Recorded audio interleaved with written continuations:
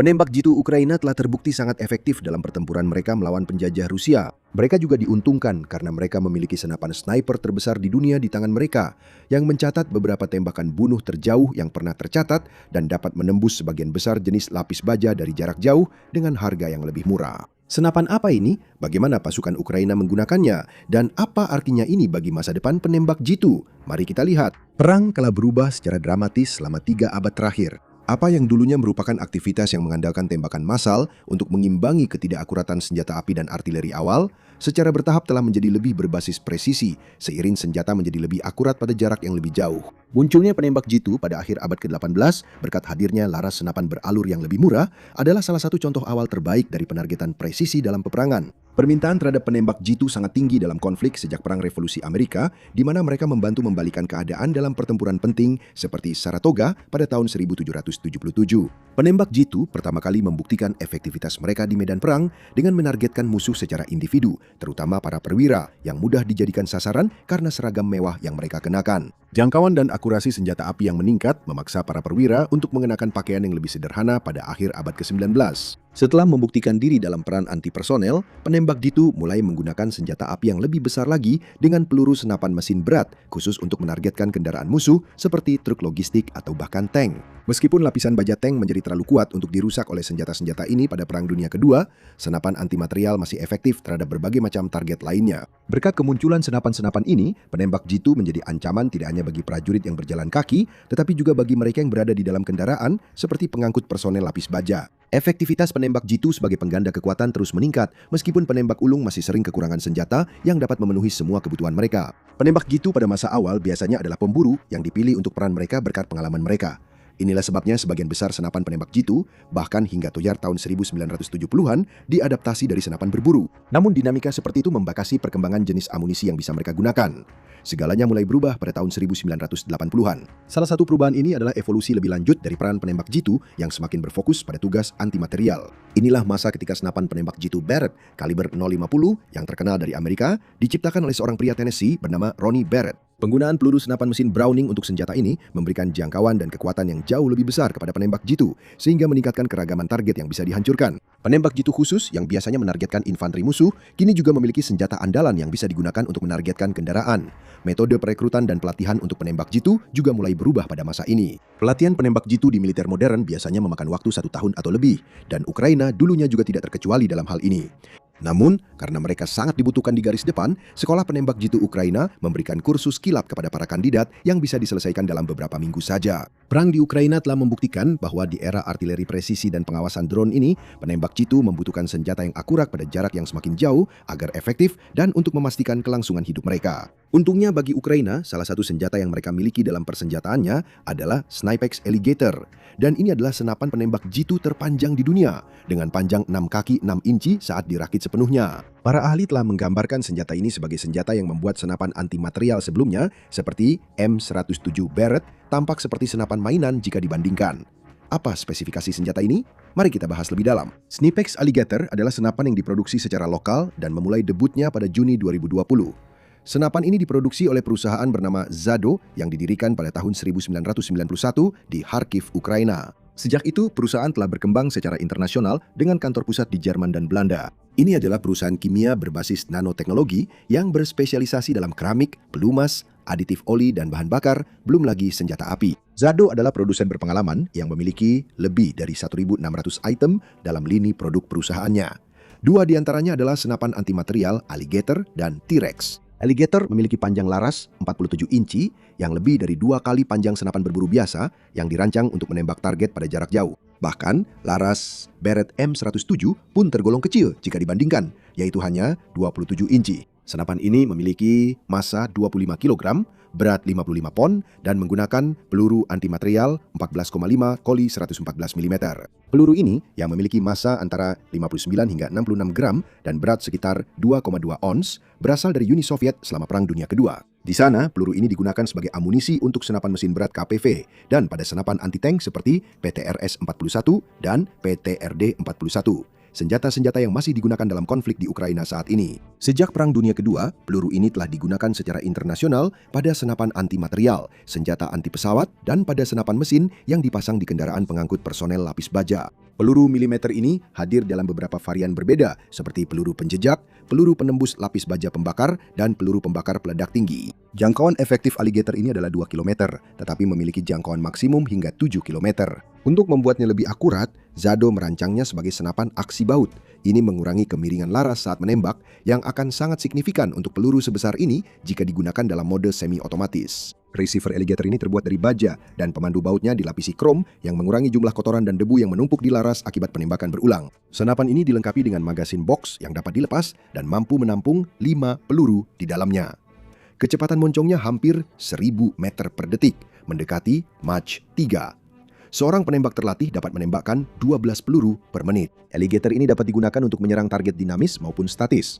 Alligator ini memiliki desain yang mengimbangi recoil besar dari pelurunya dengan beberapa cara. Pertama, beratnya yang luar biasa menyerap sebagian besar energi dan menjaga senjata tetap stabil sehingga operator tidak merasakan efek penuhnya. Kedua, senjata ini dilengkapi dengan popor peredam recoil dan rem moncong dengan 4 atau 5 baffle. Ketiga, popor bahunya dilapisi bantalan untuk mengurangi beban pada operator, meskipun para ahli percaya bahwa langkah ini kemungkinan tidak efektif dalam mengurangi recoil itu sendiri. Senapan ini memiliki sandaran pipi yang tingginya dapat disesuaikan dan bisa dipasang di sisi kanan atau kiri. Senapan ini juga dilengkapi dengan pegangan pembawa yang dapat diubah tergantung apakah operator membawanya dengan peredam suara yang terpasang atau tidak. Untuk memudahkan transportasi senjata ini pada jarak yang lebih jauh, laras Alligator dapat dilepas dengan cepat dari badan utama.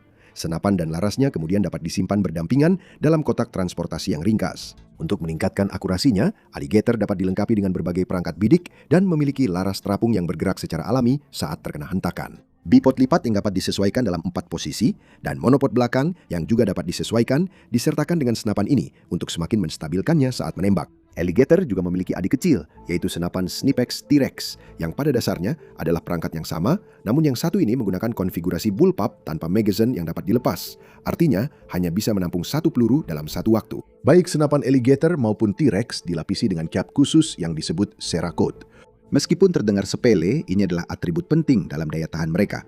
Cerakote adalah lapisan cat keramik yang memberikan perlindungan ekstra terhadap cuaca dan kondisi lingkungan. Senjata api yang dilapisi Cerakote menunjukkan lebih sedikit tanda-tanda aus karena menjadi lebih tahan terhadap korosi dan abrasi. Cerakote juga memberikan perlindungan yang lebih baik untuk senjata ketika terkena bahan kimia yang berpotensi merusak. Artinya, senjata tersebut dapat digunakan lebih lama dan dalam kondisi yang lebih berat sebelum memerlukan perbaikan atau penggantian. Sebelum munculnya Cerakote, cara yang paling disukai untuk melindungi senjata api dari bahan korosif dan cuaca dan kondisi lingkungan adalah dengan menggunakan lapisan baja tahan karat dan baja yang dibirukan. Meskipun ini membantu dalam banyak hal, material tersebut tidak tahan lama dalam kondisi berair yang sering terjadi di penempatan garis depan. Untuk melindungi senjata-senjata ini dari air, biasanya diperlukan minyak penolak air. Cerakote memecahkan masalah yang sama seperti lapisan baja tahan karat dan baja yang dibirukan, sekaligus memberikan perlindungan terhadap air. Lapisan Cerakote dapat diberi berbagai warna, meningkatkan kemampuan penyamaran senapan yang merupakan faktor penting untuk keberhasilan seorang penembak jitu. Namun, pelapisan Cerakote tidak bisa dilakukan sendiri, diperlukan seorang ahli senjata terlatih untuk mengaplikasikannya. Oleh karena itu, para ahli senjata Ukraina kemungkinan melapisi Alligator dengan Cerakote sesuai kebutuhan misi bagi pasukan yang menggunakannya. Pada Januari 2021, Kementerian Pertahanan Ukraina mengumumkan bahwa mereka akan mengadopsi Alligator untuk digunakan berdasarkan hasil uji coba yang memuaskan. Mereka mengklaim bahwa Alligator menunjukkan kemampuan untuk menyelesaikan misi yang tidak dapat dilakukan oleh senapan runduk saat ini, sambil tetap mengendalikan hentakan pada tingkat yang dapat diterima. Senapan-senapan tersebut mulai diperkenalkan untuk digunakan pada bulan Maret tahun itu. Kedatangannya tepat waktu untuk dikerahkan dalam jumlah besar guna menghadapi invasi Rusia yang terjadi setahun kemudian. Laporan beredar bahwa Tentara Operasi Khusus Inggris telah melatih penembak runduk Ukraina tentang cara menggunakan senapan runduk baru tersebut. Masih harus dilihat apakah ini berarti Kementerian Pertahanan Inggris sedang mempertimbangkan untuk mengadopsi senjata tersebut bagi Angkatan Bersenjata Inggris. Sejauh ini, belum ada negara asing yang meresmikan penggunaan Alligator atau T-Rex dalam dinas militernya. Belum diketahui berapa banyak senapan ini yang telah dikerahkan di Ukraina, namun kemungkinan besar pasukan operasi khusus Ukraina telah menggunakannya dalam jumlah signifikan dalam misi melawan target prioritas tinggi. Kemungkinan juga ada penembak jitu yang dipersenjatai dengan senapan ini di divisi infanteri reguler di garis depan. Mungkin sebagai bukti kemampuannya menyerap hentakan, beberapa wanita yang bertugas sebagai penembak jitu di Angkatan Bersenjata Ukraina terlihat menggunakan Alligator. Salah satu gambar paling terkenal dari senjata ini adalah seorang wanita tak dikenal memegang 2 senapan tersebut secara tegak, memperlihatkan betapa tingginya senapan itu dibandingkan dirinya. Larasnya, terutama jika dipasangi peredam suara, sangat panjang sehingga bahkan tampak setidaknya satu kepala lebih tinggi dari kebanyakan pria yang berfoto dengan senapan itu dalam posisi tegak. Alligator itu telah meninggalkan jejaknya di medan perang Ukraina dalam beberapa peristiwa penting. Senjata ini dilaporkan pertama kali digunakan secara signifikan dalam pertempuran Mariupol antara Februari dan Mei 2022. Di sana, Brigade Azov yang kontroversial yang telah dikaitkan dengan ideologi neo-Nazi dan yang digunakan Putin sebagai bahan propaganda untuk membenarkan perang, dilaporkan menggunakan aligator itu dengan efek mematikan terhadap pasukan Rusia sebelum pertempuran berakhir di pabrik baja kota tersebut. Pada November 2023, seorang tentara Ukraina bernama Vyacheslav Kowalski mencetak rekor baru untuk tembakan sniper terjauh yang terkonfirmasi saat menggunakan aligator itu. Dia menewaskan seorang tentara Rusia dari jarak 3,8 km atau 2,5 mil. Tembakan ini dengan mudah memecahkan rekor sebelumnya yang dipegang oleh seorang penembak jitu pasukan khusus Kanada di Irak pada tahun 2017 dengan jarak 3,5 km. Itu bukan satu-satunya prestasi luar biasa dari senapan alligator di tangan seorang penembak jitu Ukraina. Sayangnya tidak banyak informasi lain yang diketahui tentang insiden ini. Setahun sebelumnya, seorang penembak jitu Ukraina lainnya yang namanya tidak diketahui menggunakan senapan aligator miliknya untuk menewaskan dua target pada jarak 2,7 km atau 1,8 mil. Itu dilaporkan sebagai tembakan penembak jitu terjauh kedua yang dikonfirmasi pada saat itu di belakang tembakan penembak jitu asal Kanada. Insiden ini lebih dikenal karena ada rekaman videonya. Kantor Komunikasi Strategis Militer Ukraina mengunggah video ini ke Telegram pada 13 November 2022. Dalam video tersebut, seorang tentara Rusia terlihat berjalan melewati deretan pohon dengan seorang penembak jitu mengikutinya melalui alat bidik berpenglihatan malam. Menurut Popular Mechanics, alat bidik tersebut kemungkinan memiliki pembesaran 20 kali. Begitu tentara Rusia itu berhenti berjalan, penembak jitu menembak sekali. Sekitar 3 detik kemudian, target tersebut jatuh. Seorang tentara Rusia lainnya yang berlari untuk membantu rekannya yang terjatuh, kemudian menjadi sasaran dan ditembak. Waktu yang dibutuhkan peluru untuk mencapai target, jika diukur dengan kecepatan moncong senjata yang sudah diketahui, kemungkinan besar membuat video dan tembakan tersebut merupakan bukti nyata kehebatan penembak jitu Ukraina dan bukan sekedar propaganda seperti yang diklaim oleh sumber lain. Meskipun prestasi anti personel yang spektakuler ini, senapan penembak jitu aligator sebenarnya dirancang terutama untuk peran anti material, bukan untuk menargetkan infanteri musuh secara individu. Karena senapan ini dirancang untuk menyerang target dari jarak jauh, personel musuh tertentu akan relatif sulit dijangkau operator, meskipun senapan ini dapat mengganggu pergerakan dan formasi infanteri dengan tembakan pengganggu dari jarak beberapa kilometer. Alligator juga dapat digunakan untuk menghancurkan beberapa rintangan yang menghalangi pergerakan infanteri kawan, seperti bangunan kayu atau dinding beton. Alligator paling cocok digunakan untuk menghancurkan kendaraan ringan, posisi yang diperkuat seperti lubang perlindungan, peralatan komunikasi, stasiun radar, gudang amunisi dan bahan bakar, sistem pertahanan udara, serta pesawat yang berada di landasan atau di hanggar. Target-target ini jauh lebih besar dan lebih mudah ditembak dari jarak jauh. Bahkan ada laporan bahwa senapan ini cukup akurat pada jarak jauh untuk menargetkan helikopter yang sedang terbang, meskipun belum ada kasus keterlibatan seperti itu yang dikonfirmasi. Sasaran material yang dirancang untuk dihancurkan oleh aligator itu mahal. Senapan antimateri seperti alligator dan sepupunya yang lebih kecil, T-Rex, membantu Ukraina dalam melakukan perang asimetris melawan penyerang yang lebih besar dan lebih kaya.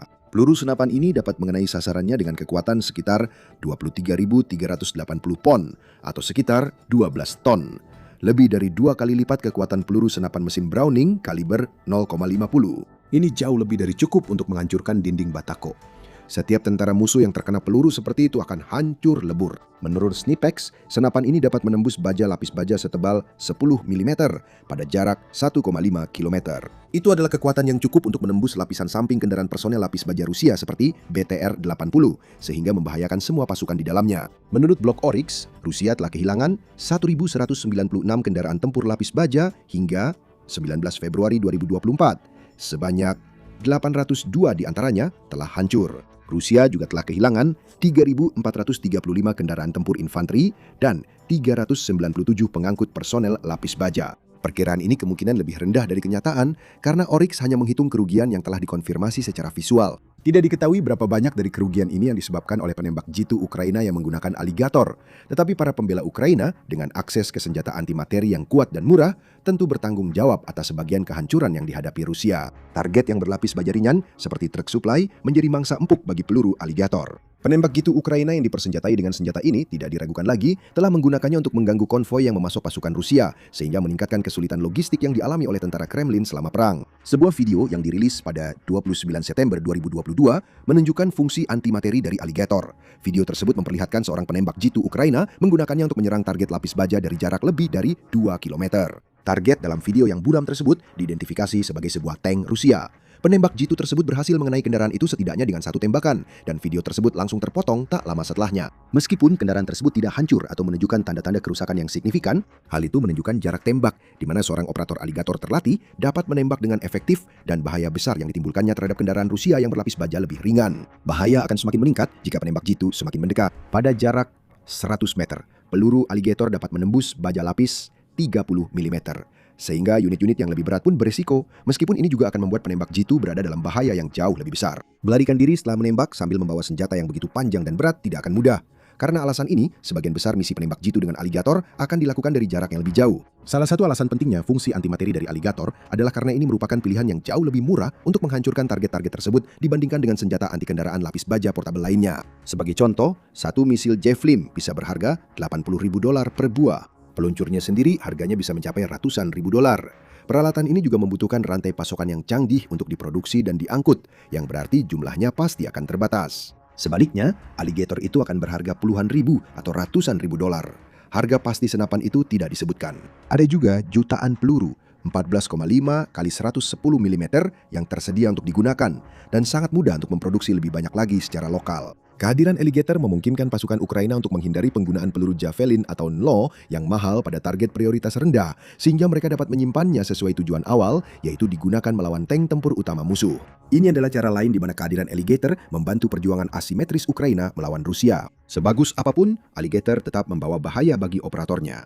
Kami sudah menyebutkan panjang dan beratnya yang bisa membuat pelarian menjadi sulit, dan itu bukan satu-satunya hal yang perlu dikhawatirkan oleh seorang penembak jitu yang menggunakannya. Meskipun senjata ini bisa dipasangi peredam suara untuk mengurangi jejaknya, kilatan moncong yang dihasilkan saat menembak sangat besar. Seorang komentator membandingkan terangnya dengan gerana tangan yang meledak.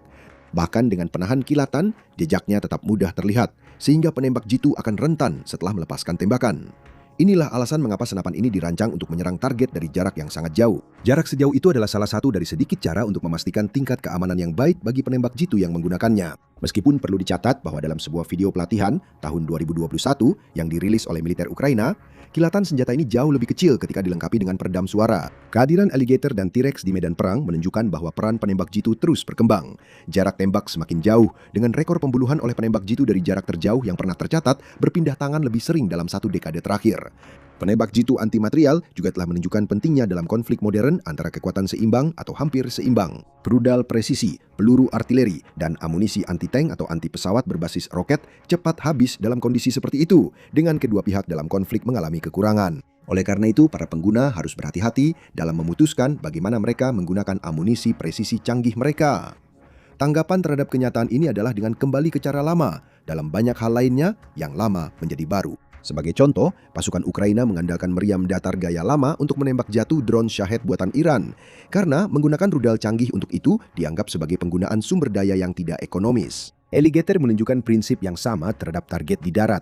Penembak jitu akan selalu menjadi ancaman bagi personel musuh, terutama terhadap target bernilai tinggi yang tidak berhati-hati. Namun justru dalam peran anti peralatan, para penembak jitu di akhir abad ke-21 mungkin akan paling efektif digunakan.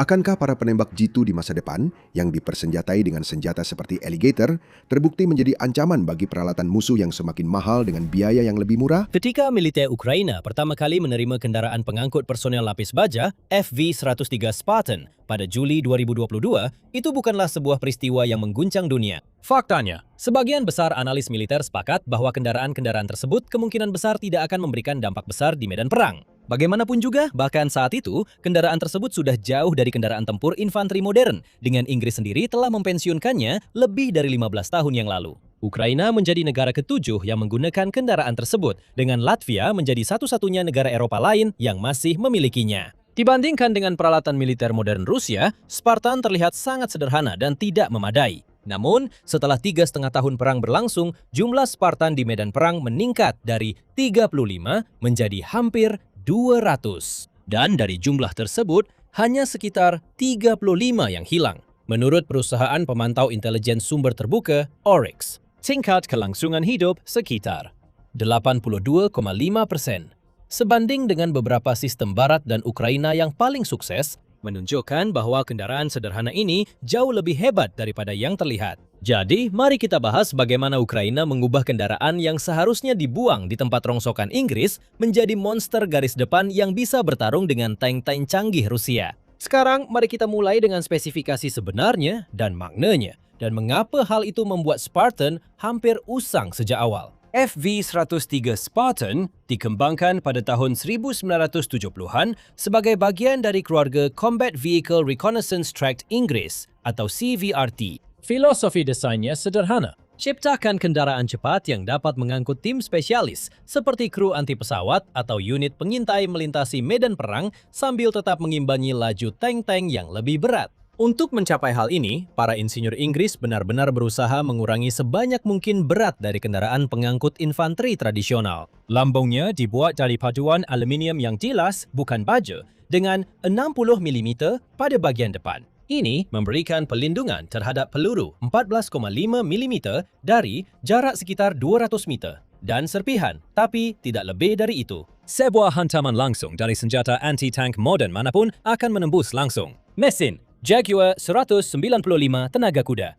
Pada kendaraan ini bisa mendorongnya hingga 60 mil per jam di jalan terbuka dan hanya saat membawa beban minimal. Sebaliknya, rasio berat terhadap tenaga berarti kendaraan ini bisa mendaki tanjakan dengan kemiringan 60 derajat. Kompartemen regu hanya menampung 4 prajurit, tidak termasuk 3 awak yang bisa diakses melalui pintu belakang atau palka atap. Persenjataan kendaraan ini terdiri dari satu senapan mesin L37A1 kaliber 7,62 mm yang dipasang di kubah komandan. Ini sudah cukup untuk pertahanan diri melawan infanteri, tetapi pada akhirnya tidak berguna melawan target lapis baja, bahkan melawan Spartan lain sekalipun.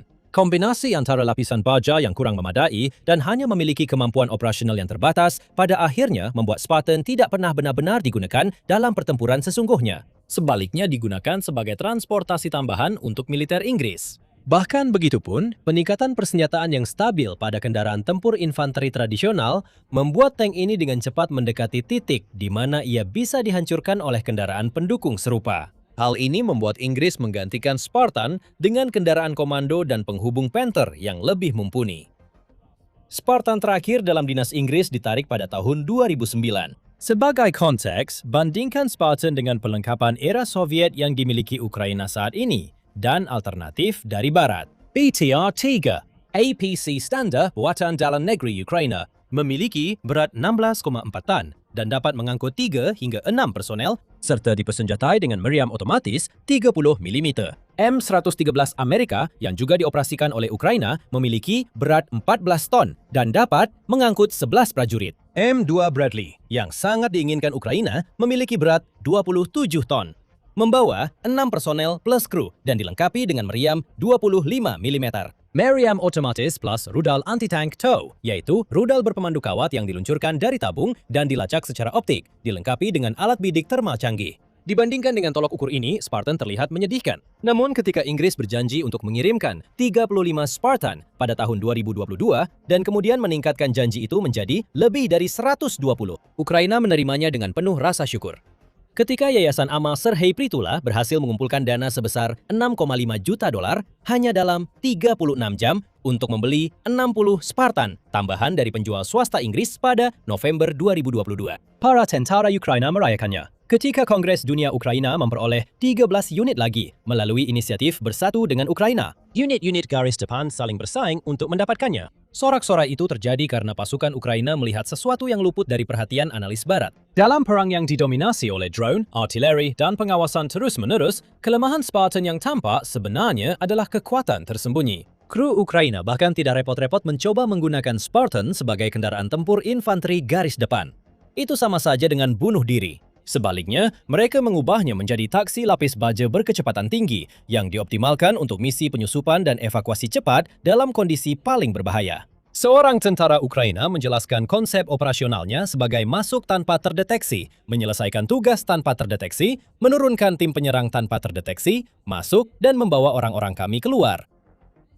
Ini sangat berbeda dari doktrin peperangan mekanis NATO saat kendaraan ini awalnya dirancang, di mana kendaraan tempur infanteri bergerak maju bersama tank sambil menekan posisi musuh dengan meriam otomatis. Misi Spartan khas dalam dinas Ukraina berjalan seperti ini. Kendaraan menunggu tersembunyi di balik deretan pohon atau di balik lipatan medan, dengan mesin dimatikan untuk meminimalkan jejak termal dan elektromagnetiknya. Drone FPV Ukraina mengintai rute di depan, mengidentifikasi pos pengamatan Rusia, posisi artileri, dan operator drone. Ketika komandan misi memastikan jalur aman, kru Spartan menyalakan mesin dan melaju cepat melintasi medan terbuka. Tujuannya adalah kecepatan dan kejutan. Dengan kecepatan 60 mil per jam, kendaraan ini dapat menempuh sekitar 1 mil per menit. Secara drastis mengurangi jendela waktu bagi pasukan Rusia untuk mendeteksinya, mengirimkan data penargetan, dan meluncurkan serangan balasan. Ukuran yang kecil, yang awalnya terlihat sebagai kelemahan, justru menjadi sebuah keunggulan. Spartan adalah salah satu kendaraan yang paling sempit dan terpendek di kelasnya. Dengan panjang kurang dari 17 kaki dan lebar 8 kaki 2 inci. Artinya kendaraan ini bisa bersembunyi di posisi yang akan membuat kendaraan yang lebih besar seperti BTR-3 atau Bradley terekspos. Siluetnya yang rendah, sedikit di bawah 9 kaki, membuatnya lebih sulit dideteksi dan dilacak oleh drone Rusia, terutama saat bergerak cepat di medan yang kompleks. Ketika pasukan Ukraina perlu mengevakuasi tentara yang terluka dari posisi terbuka di dekat Bakhmut, Spartan terbukti sangat berharga. Karena kapasitas standar yang relatif rendah, orang-orang Ukraina seringkali harus berdesakan di ruang transportasi tergantung pada tingkat keparahan luka mereka. Beberapa misi evakuasi menjadi legendaris di antara unit-unit Ukraina dengan memuat lebih dari selusin tentara. Salah satu anggota kru melaporkan bahwa dalam perjalanan kembali tidak ada perlengkapan di dalam, jadi mereka dijejalkan rapat seperti balok Tetris. Ini jauh melebihi kapasitas yang dirancang untuk Spartan, yaitu 7 personel secara total. Namun dalam evakuasi darurat, kru Ukraina lebih mengutamakan penyelamatan nyawa daripada mengikuti spesifikasi. Bobot kendaraan yang ringan juga memberikan keunggulan penting yang secara konsisten diremehkan oleh analis barat, yaitu tekanan tanah. Dengan berat hanya 10,6 ton yang didistribusikan di seluruh permukaan rantainya. Spartan memberikan tekanan tanah sekitar 0,4 kg per cm persegi. Bandingkan ini dengan tank tempur utama seperti T-72 yang berbobot 46 ton, yang menghasilkan sekitar 0,9 kg per cm persegi, atau Leopard 2 yang berbobot lebih dari 60 ton, yang menghasilkan tekanan yang bahkan lebih tinggi. Perbedaan ini sangat penting di tanah hitam Ukraina Timur yang terkenal, yang berubah menjadi lumpur tebal saat pencairan musim semi dan setelah hujan deras. Kendaraan yang lebih berat akan terjebak menjadi target yang rentan bagi artileri dan drone. Tekanan tanah rendah Spartan memungkinkannya melintasi medan yang akan membuat kendaraan lapis baja yang lebih berat terjebak, membuka opsi taktis yang tidak dimiliki oleh unit yang menggunakan BTR-3 atau Bradley. Bahkan, beberapa laporan menyebutkan bahwa seorang prajurit yang melompat dari kendaraan bisa terjebak di lumpur di tempat yang sebelumnya dilalui Spartan tanpa masalah. Yang lebih luar biasa lagi, bobot ringan Spartan mungkin memberikan perlindungan terhadap ranjau anti-tank. Sebagian besar ranjau anti-tank yang diaktifkan oleh tekanan dirancang untuk meledak pada beban antara 150 hingga 300 kg. Cukup untuk memastikan mereka meledak di bawah kendaraan beroda rantai, tetapi tidak terbuang pada sasaran yang lebih ringan. Spartan berada di zona abu-abu, di mana beberapa ranjau mungkin tidak selalu meledak, terutama model Soviet lama yang telah banyak dipasang oleh Ukraina dan Rusia. Meskipun ini bukan perlindungan yang dijamin, hal ini bisa menciptakan peluang bertahan hidup yang tidak dimiliki oleh kendaraan lapis baja yang lebih berat.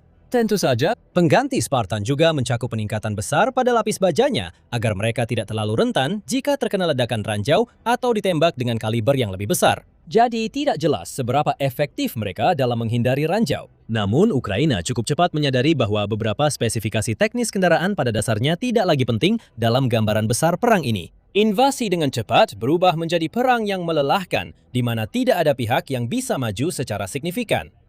Hal ini menyebabkan dominasi mutlak sistem tak berawak. Kedua belah pihak mengerahkan puluhan ribu drone setiap bulannya, mulai dari quadcopter komersial sederhana yang menjatuhkan granat hingga drone balap FPV canggih yang dimodifikasi dengan hulu ledak anti-tank, hingga amunisi berkeliaran jarak jauh seperti Lancet Rusia dan sistem modifikasi Ukraina. Doktrin tank tradisional mengasumsikan bahwa lapisan baja tebal dan sistem pelindungan aktif akan memberikan daya tahan. Tetapi, drone menyerang dari atas, mengenai lapisan baja paling tipis di atap kendaraan manapun. Mereka juga menyerang secara berkelompok yang dapat mengalahkan sistem pelindungan aktif seperti meriam otomatis atau bahkan pelindungan pasif tambahan seperti jaring.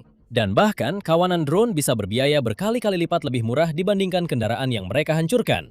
Dalam situasi ini, kurangnya lapisan baja tebal pada Spartan justru menjadi keuntungan yang paradoks. Karena kendaraan ini memang tidak pernah dirancang untuk bertahan dari senjata anti-tank berat, para insinyur Ukraina bebas mengoptimalkannya sepenuhnya untuk pertahanan terhadap drone tanpa harus khawatir menjaga keseimbangan antara jenis perlindungan. Dalam sebuah video dari akhir Juli 2025, Anda bisa melihat dengan jelas kendaraan Spartan Ukraina dipasangi jaring anti-drone yang mirip dengan yang digunakan pada tank tempur utama dan IFV lainnya. Dan dengan cara yang hampir sama, jaring kawat logam tersebut kemudian ditutupi dengan kanvas kamuflase atau bahan serupa untuk memungkinkan taktik bobot garis yang telah disebutkan sebelumnya sebelum kendaraan tersebut benar-benar dibutuhkan untuk transportasi. Sebagai alternatif, beberapa kendaraan dimodifikasi ulang untuk berfungsi sebagai kendaraan tempur pendukung daripada sebagai alat transportasi. Hal ini dilakukan dengan memasang kubah yang dilengkapi senapan mesin berat M2 Browning dan peluncur granat otomatis, menggantikan meriam otomatis standar. Meskipun hal ini membuat kendaraan tersebut tidak dapat menerima perlengkapan anti-drone,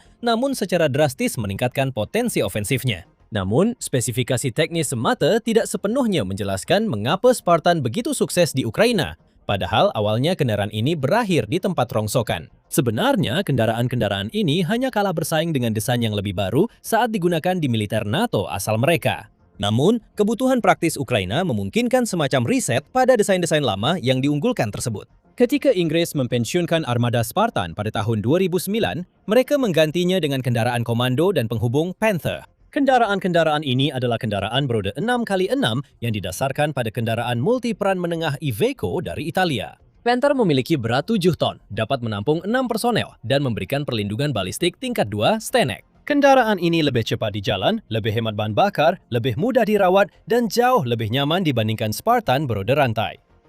Untuk operasi NATO di Irak dan Afghanistan, hal ini sangat masuk akal. Pasukan koalisi beroperasi dengan keunggulan udara yang luar biasa, ISR yang canggih, jaringan intelijen, pengawasan dan pengintaian, dan mantai logistik yang dapat mengirimkan suku cadang ke mana saja dalam waktu 48 jam. Dalam lingkungan seperti itu, kendaraan beroda dengan biaya operasional yang lebih rendah dan performa jalan yang lebih baik adalah pilihan yang ideal. Namun Ukraina tidak berjuang untuk superioritas udara. Ukraina beroperasi dalam konflik dengan lawan yang seimbang, di mana kedua belah pihak memiliki artileri dalam jumlah besar, kawanan drone, dan kemampuan peperangan elektronik yang canggih. Jalan-jalan diawasi secara ketat dan sering dipasangi ranjau atau diserang dengan artileri maupun drone. Pada saat yang sama, rantai pasokan diperebutkan dan tidak dapat diandalkan di kedua belah pihak karena banyaknya serangan drone jarak jauh yang terjadi setiap hari di sepanjang garis depan sepanjang 600 mil. Dalam situasi seperti ini, mobilitas beroda rantai Spartan yang sudah usang, ukurannya yang ringkas, dan mekanikanya yang sederhana justru membuatnya lebih berharga dibandingkan alternatif yang lebih baru dan canggih.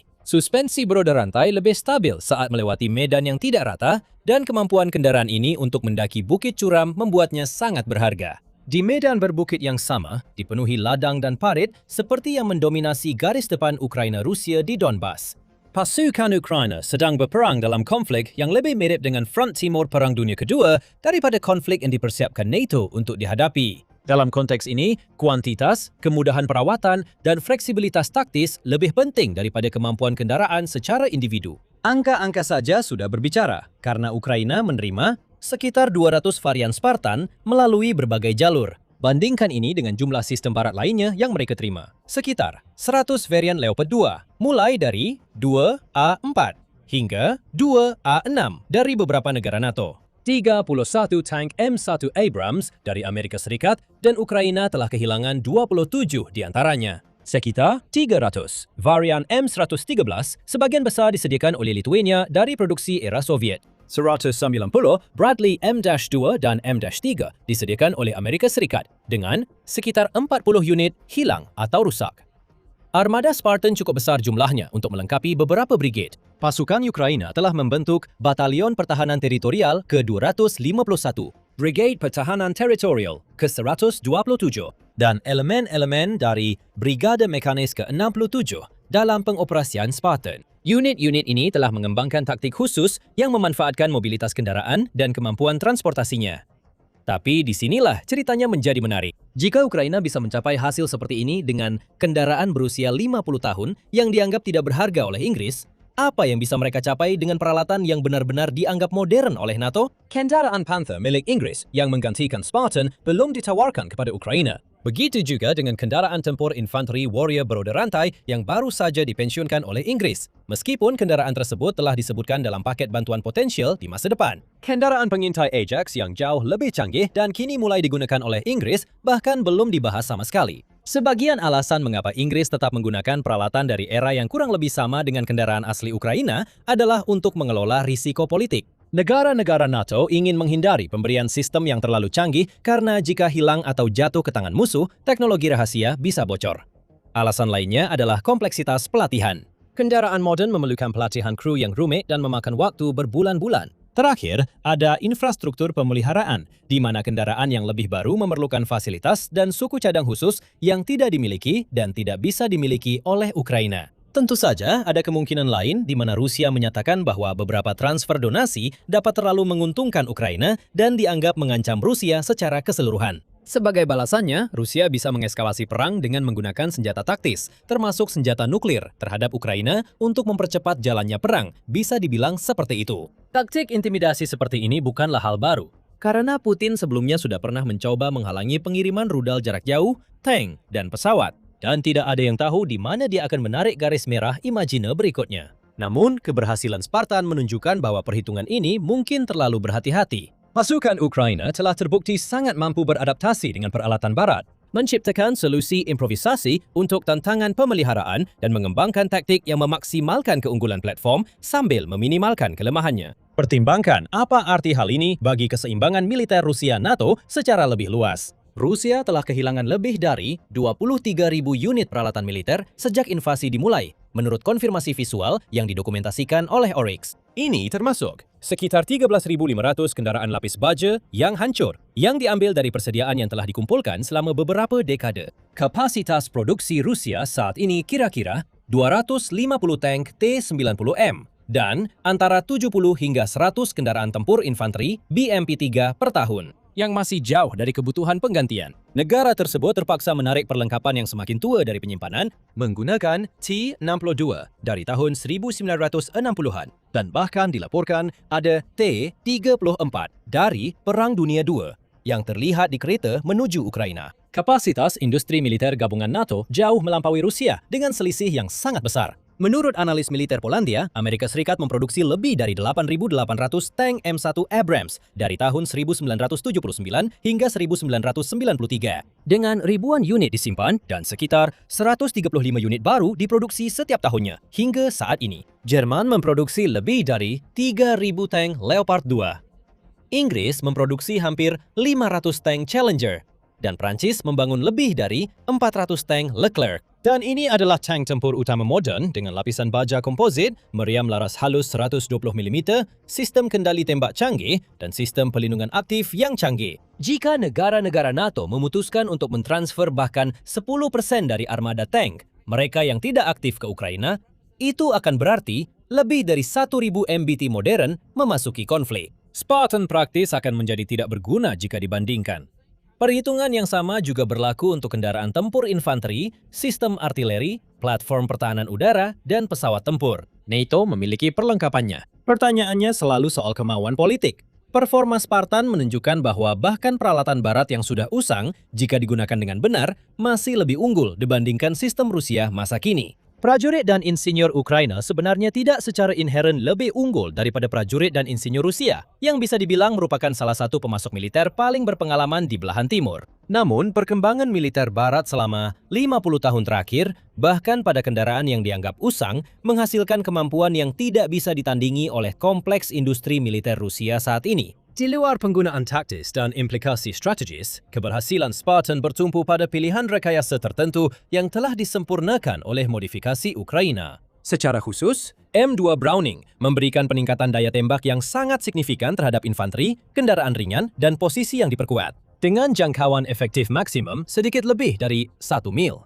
Senjata ini memungkinkan kru Spartan untuk menyerang target yang sebelumnya tidak dapat dijangkau dengan senjata 7,62 mm asli. Peluncur granat MK-19 memperluas kemampuan ini lebih jauh lagi hingga 1,37 mil, menghantarkan peluru fragmentasi peledak tinggi yang dapat menekan posisi musuh atau menembus kendaraan yang kurang berlapis baja. Namun, senjata-senjata ini memiliki kelemahan yang cukup signifikan. Tidak seperti L-37A1 asli yang bisa ditembakkan dari dalam kendaraan, M2 dan MK-19 mengharuskan penembaknya untuk menampakkan diri di atas kubah. Kru Ukraina mengatasi hal ini dengan menambahkan pelindung lapis baja improvisasi di sekitar dudukan senjata, seperti pelat baja yang dilas untuk melindungi dari tembakan senjata ringan dan serpihan sambil tetap memungkinkan penembak mengoperasikan senjata tersebut.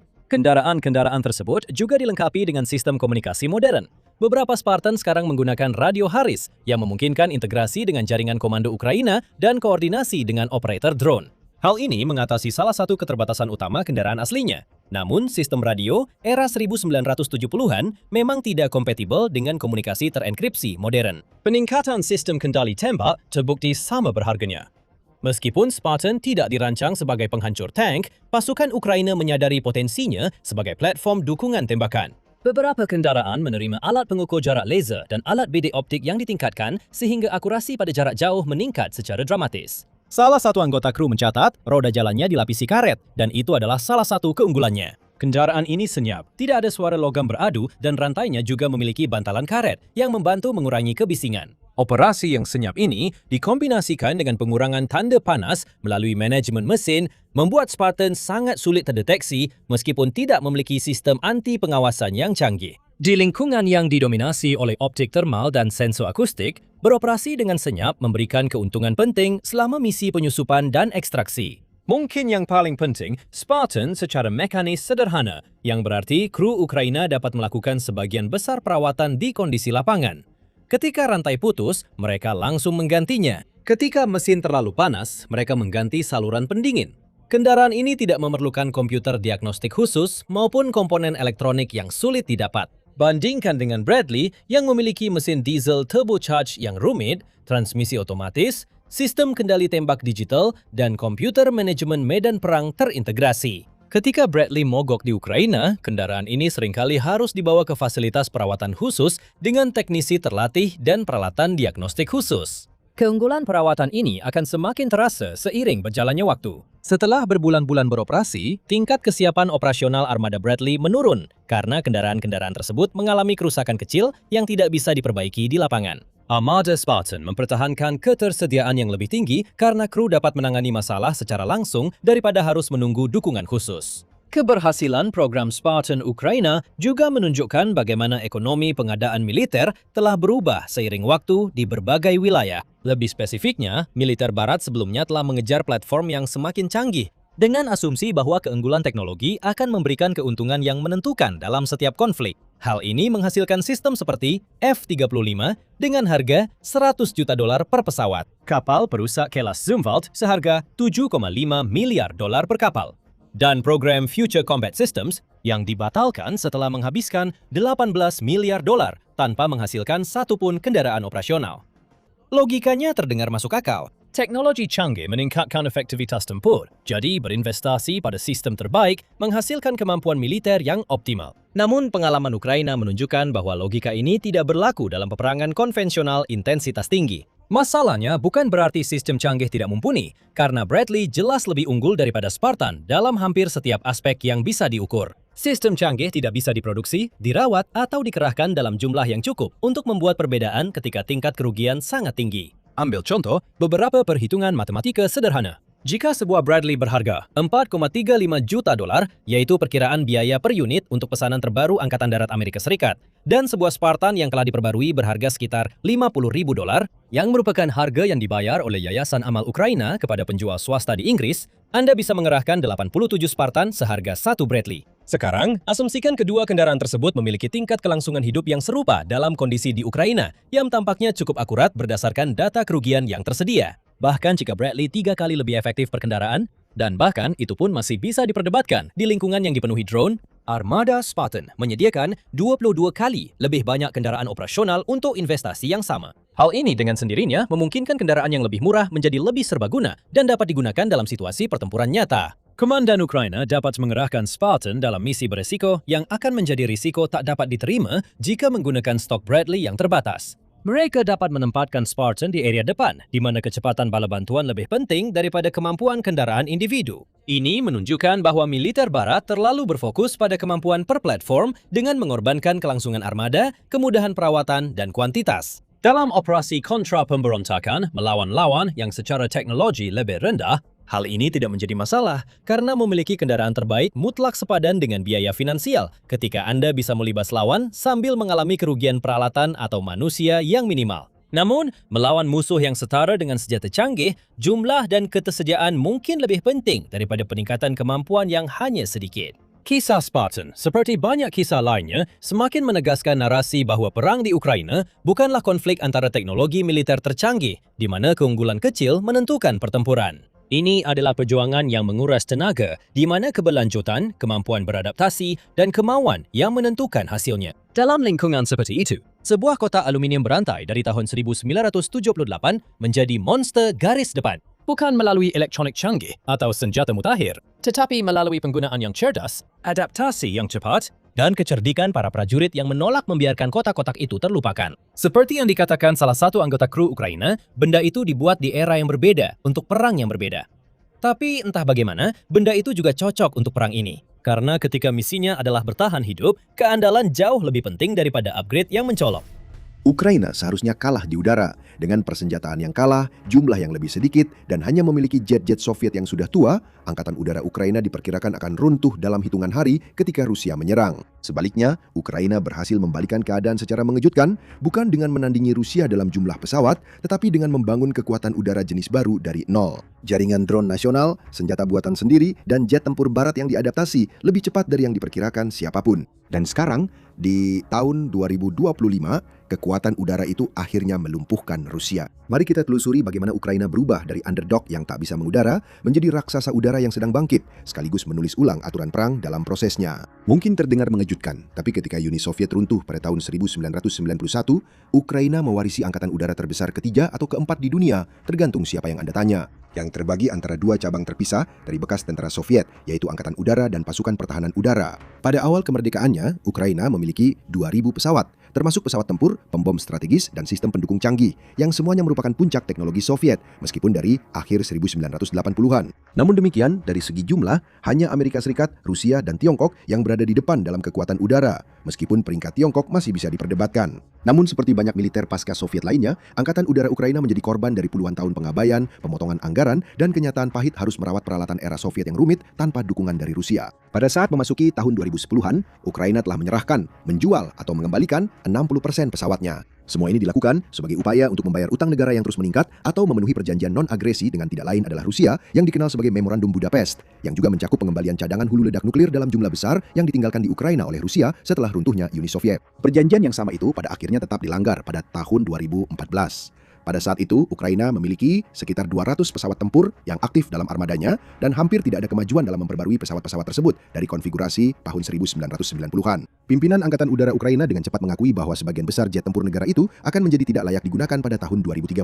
Sebuah pengakuan yang menyadarkan dan menjadi pertanda situasi putus asa yang akan dihadapi Ukraina ketika Rusia melancarkan invasi skala penuhnya. Benih-benih transformasi kekuatan udara Ukraina saat ini sebenarnya telah ditanam jauh lebih awal daripada yang disadari kebanyakan orang. Ketika Rusia mencaplok Crimea pada tahun 2014 dan memulai perang hibrida di Ukraina Timur, para pemimpin militer Ukraina memahami bahwa mereka menghadapi ancaman eksistensial yang membutuhkan perubahan mendasar. Upaya Ukraina untuk meredam gerakan separatis yang didorong oleh Rusia di dalam negeri juga menyebabkan mereka kehilangan hampir setengah dari kekuatan udara yang ada hanya dalam 1 tahun, sehingga jumlah armada pesawatnya turun menjadi sedikit di atas 200. Itu adalah salah satu kerugian peralatan angkatan udara terbesar pada masa perang di abad ke-21 saat itu. Selain itu, sisa armada juga mengalami kerusakan atau berada dalam berbagai kondisi rusak, sehingga mendorong dilakukan banyak peninjauan dan upaya untuk merakit kembali pesawat dan helikopter yang berfungsi dari suku cadang yang berhasil diselamatkan. Setelah invasi Rusia tahun 2014, Angkatan Udara Ukraina melakukan upaya improvisasi untuk memperbaiki sebanyak mungkin jet agar dapat beroperasi dan memanggil sebanyak mungkin reservis Angkatan Udara demi membuat AU Ukraina siap tempur semaksimal mungkin. Yang lebih penting, krisis ini menandai awal pergeseran Ukraina menuju metode pelatihan NATO dan pola pikir militer Barat yang nantinya akan menjadi salah satu faktor keberhasilan mereka dalam perang. Ketika tahun 2020 tiba, aset terbaik Angkatan Udara Ukraina adalah 2 brigad tempur yang kekurangan personel, terdiri dari sekitar 50 Su-27 flanker yang setara dengan F-15C milik Amerika Serikat. Sekitar 30 diyakini masih beroperasi pada awal tahun 2025. Situasinya menjadi lebih menantang lagi ketika mengingat bahwa Ukraina tidak memiliki kemampuan pertahanan udara utama seperti peringatan dini dan kontrol udara, pesawat tanker pengisian bahan bakar di udara, terminal data link digital untuk menghubungkan semuanya, amunisi pintar modern, rudal jelajah yang diluncurkan dari udara, atau pot pengintaian dan penargetan. Ini bukan hanya soal memiliki pesawat tua. Ukraina sama sekali kekurangan berbagai kategori kemampuan yang dianggap penting oleh Angkatan Udara modern. Alasan kurangnya modernisasi adalah topik yang kompleks yang memerlukan penjelajahan ke dalam geopolitik dan ekonomi sebelum perang. Namun singkatnya, hal itu bersumber dari beberapa faktor utama. Pertama, armada yang dimiliki negara tersebut masih sepenuhnya merupakan teknologi era Soviet dan bersumber dari Soviet yang tidak diproduksi secara domestik di Ukraina, dan Rusia menolak menjual lebih banyak jet kepada negara yang mereka rencanakan untuk diinvasi. Kedua, Ukraina memiliki rekam jejak diplomatik dan ekonomi yang buruk sepanjang tahun 2000-an. Pemerintahan yang silih berganti berubah-ubah antara sikap pro dan anti-Eropa, semua itu terjadi, sementara tingkat korupsi di negara tersebut termasuk yang terburuk di dunia. Kurangnya pendanaan langsung berhubungan dengan alasan ketiga, yaitu anggaran militer Ukraina sebelum perang jauh lebih rendah dari yang Anda harapkan berdasarkan ukuran dan konteks historisnya. Dengan perkiraan total anggaran Kementerian Pertahanan sekitar 1,72 miliar dolar. Pada saat itu Ukraina bahkan tidak mampu membeli jet modern karena hanya beberapa saja yang bisa dibeli, dan itu pun sudah membuat negara tersebut harus mengencangkan anggaran, meskipun sebelumnya mereka menjual jet era Soviet. Keempat, konflik yang sedang berlangsung antara Rusia dan Ukraina membuat negara-negara NATO yang merupakan satu-satunya produsen jet barat berhati-hati untuk menjual pesawat tempur modern ke Ukraina setelah kolong tahun 2014, karena khawatir akan memprovokasi Rusia, karena Eropa sangat bergantung pada ekspor gas Rusia pada saat itu, antara lain. Ironisnya, Atlantic Council menerbitkan sebuah laporan pada tahun 2021 yang menyatakan bahwa menjaga angkatan udara Ukraina tetap lemah karena kurangnya peningkatan adalah salah satu alasan utama mengapa Ukraina menjadi sasaran agresi berkelanjutan Rusia. Jadi Ukraina berada dalam situasi yang serba salah. Mendapatkan peningkatan bisa saja mencegah Rusia untuk menyerang, tetapi Ukraina terlalu miskin untuk membeli peningkatan tersebut dan menandatangani kesepakatan pengadaan militer dengan NATO untuk melakukannya yang akan memakan waktu bertahun-tahun untuk diselesaikan, justru bisa memicu Rusia untuk menyerang. Semua ini akhirnya menjadi tidak relevan pada Februari 2022 karena Rusia tetap menyerang. Tapi disinilah ceritanya mengambil arah yang tak terduga. Angkatan udara Ukraina mendapati diri mereka kalah jumlah dan kalah persenjataan dengan perbandingan sekitar 9:1 dalam hal jumlah pesawat operasional. Rusia juga menghabiskan 20 tahun sebelumnya untuk menyempurnakan desain Soviet, menghasilkan pesawat yang secara keseluruhan satu generasi lebih maju dalam hal elektronik, sistem navigasi, dan performa, setidaknya di atas kertas. Karena hal ini, rencana perang Rusia diperkirakan akan mencapai superioritas udara dalam hitungan hari. Namun, Ukraina pada dasarnya justru melewati jalur tradisional menuju kekuatan udara sepenuhnya. Alih-alih mencoba menandingi Rusia pesawat demi pesawat, Ukraina justru berfokus menguasai langit di wilayah udaranya sendiri melalui teknologi yang sedang berkembang, yaitu drone. Transformasi ini dimulai dengan keputusasaan dan kreativitas dalam porsi yang sama. Ketika perang di Ukraina dimulai, Ukraina menggunakan drone sumbangan serta sangat bergantung pada impor teknologi dan membayarnya dari donasi NATO. Beberapa tahun setelah perang berlangsung, negara ini diperkirakan akan memproduksi 4,5 juta drone tahun ini.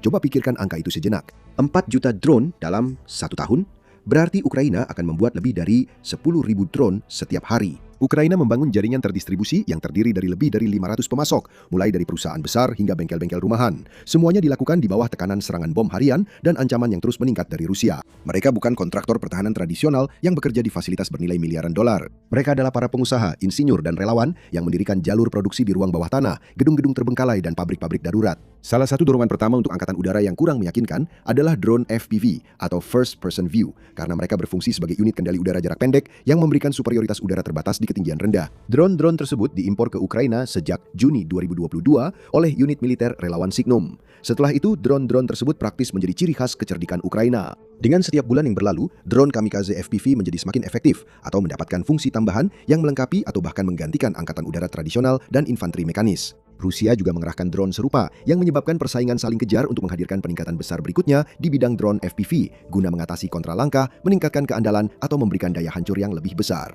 Tekanan yang terus-menerus mendorong industri drone negara tersebut sehingga para pemasok kecil saling bersaing atau bergabung untuk menyediakan produk yang lebih baik bagi pasukan Ukraina yang sedang berkembang. Hal ini menyebabkan lonjakan produksi yang sangat besar. Pada awal tahun 2024, Ukraina memproduksi sekitar 20.000 drone FPV per bulan. Pada akhir tahun yang sama, jumlah itu meningkat menjadi 200.000 per bulan. Itu adalah peningkatan kapasitas produksi 10 kali lipat dalam waktu kurang dari 12 bulan.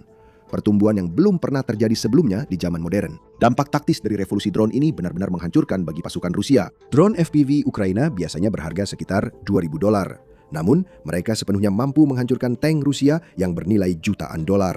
Namun, implikasi strategis dari pendekatan Ukraina yang mengutamakan drone melampaui kemenangan terpisah melawan target kecil seperti tank atau infanteri.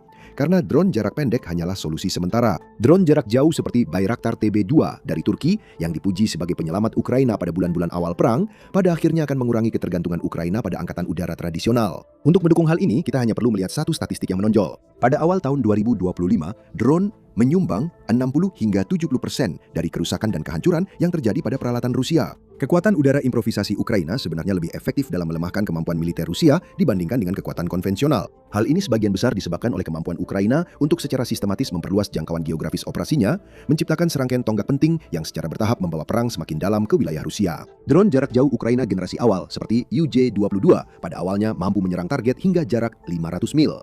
Jarak yang memungkinkan serangan terhadap instalasi militer di dekat perbatasan Rusia. Namun sebagian besar infrastruktur strategis Rusia tetap aman di luar jangkauan Ukraina. Pada tahun 2024, para insinyur Ukraina telah mendorong batas ini hingga lebih dari 600 mil. Memungkinkan serangan terhadap target yang berada jauh di dalam wilayah Rusia yang selama ini dianggap aman.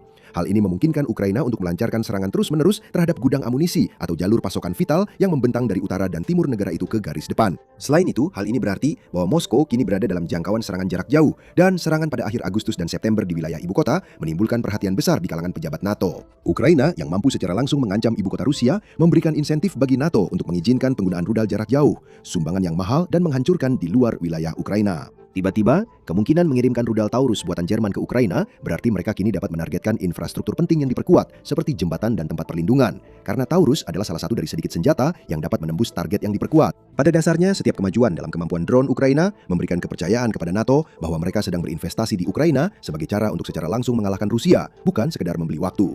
Namun terobosan sebenarnya terjadi ketika Presiden Ukraina Volodymyr Zelensky mengungkapkan pada tahun 2025 bahwa drone buatan dalam negeri kini dapat dioperasikan dari jarak 2.000 km atau 1.242 mil. Pada dasarnya mencakup seluruh wilayah Rusia di mana objek-objek strategis berada, karena di luar jarak tersebut hanya ada hutan belantara dan hutan Siberia. Operasi jaring laba-laba yang kini terkenal itu membutuhkan dinas intelijen Ukraina untuk merencanakan selama 18 bulan guna menyerang pangkalan pembom strategis Rusia, dengan pangkalan-pangkalan tersebut berada hingga 3.000 mil jauhnya dan menyimpan 40 pembom strategis Rusia. Ini adalah tugas yang sangat besar. Drone-drone tersebut secara teknis adalah drone jarak pendek, tetapi diselundupkan menggunakan truk, menggunakan internet untuk meluncurkannya, dan kemudian mengandalkan AI serta panduan inersia untuk mengirimkannya menempuh beberapa mil terakhir menuju target, berarti seluruh operasi dilakukan sepenuhnya di bawah radar Rusia. Jaring laba-laba dengan cepat dijuluki sebagai salah satu titik balik perang, karena Rusia kehilangan sejumlah besar sistem pengiriman senjata nuklirnya dalam satu serangan sekaligus kepada negara yang bahkan tidak memilikinya. Rudal balistik antarbenua yang sebelumnya diyakini sebagai satu-satunya cara nyata untuk menargetkan kompleks militer yang jauh tanpa terdeteksi atau mendapat balasan. Kampanye drone jarak jauh Ukraina juga telah mengungkap aspek lain dari perang ekonomi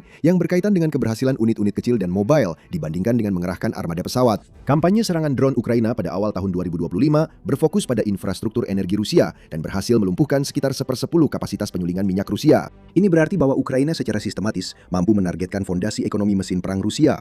Beragamnya target menunjukkan adanya kampanye Ukraina yang direncanakan dengan baik untuk secara metodis membongkar infrastruktur energi Rusia. Dengan drone Ukraina menyerang setidaknya 8 kilang minyak Rusia beserta sejumlah depot minyak, stasiun pompa, dan pelabuhan yang digunakan untuk ekspor minyak dan gas. Angka produksi untuk semua drone menceritakan kisah yang lebih luar biasa lagi jika dilihat dalam konteksnya. Pada tahun 2023, Ukraina memproduksi sekitar 800.000 drone di semua kategori. Pada tahun 2024, jumlah ini meningkat menjadi 2 juta drone. Namun proyeksi Ukraina untuk tahun 2025 memperkirakan lebih dari 5 juta drone akan diproduksi dan dibeli dalam tahun itu, menunjukkan pertumbuhan industri yang lebih dari 2 kali lipat dari tahun ke tahun, yang pada dasarnya diciptakan dari nol. Untuk memberikan gambaran, pengadaan rudal NATO biasanya hanya melibatkan ratusan unit setiap tahunnya atau ribuan unit di tahun-tahun yang luar biasa. Perbedaan skala ini merupakan perubahan paradigma mendasar dari manufaktur presisi sistem yang mahal menjadi produksi massal senjata sekali pakai yang sangat efektif. Integrasi kecerdasan buatan dalam sistem jarak jauh merupakan lompatan besar dalam kemampuan peperangan. Selama operasi pembom strategis, drone yang kehilangan sambungan komunikasi dengan operator Ukraina secara otomatis beralih ke navigasi yang dipandu AI melalui rute yang sudah diprogram sebelumnya. Setelah mencapai target yang telah ditentukan, sistem AI mengidentifikasi jenis pesawat tertentu, menghitung sudut serangan yang optimal, dan memicu muatan peledak tanpa intervensi manusia. Tingkat kompleksitas seperti ini berarti drone Ukraina dapat menyelesaikan misi strategis dengan pengawasan minimal, sehingga sangat mengurangi biaya operasional dan resiko dari setiap serangan. Pengukuran dampak strategis memberikan bukti kuat atas keberhasilan Ukraina dalam mendefinisikan ulang peperangan jarak jauh.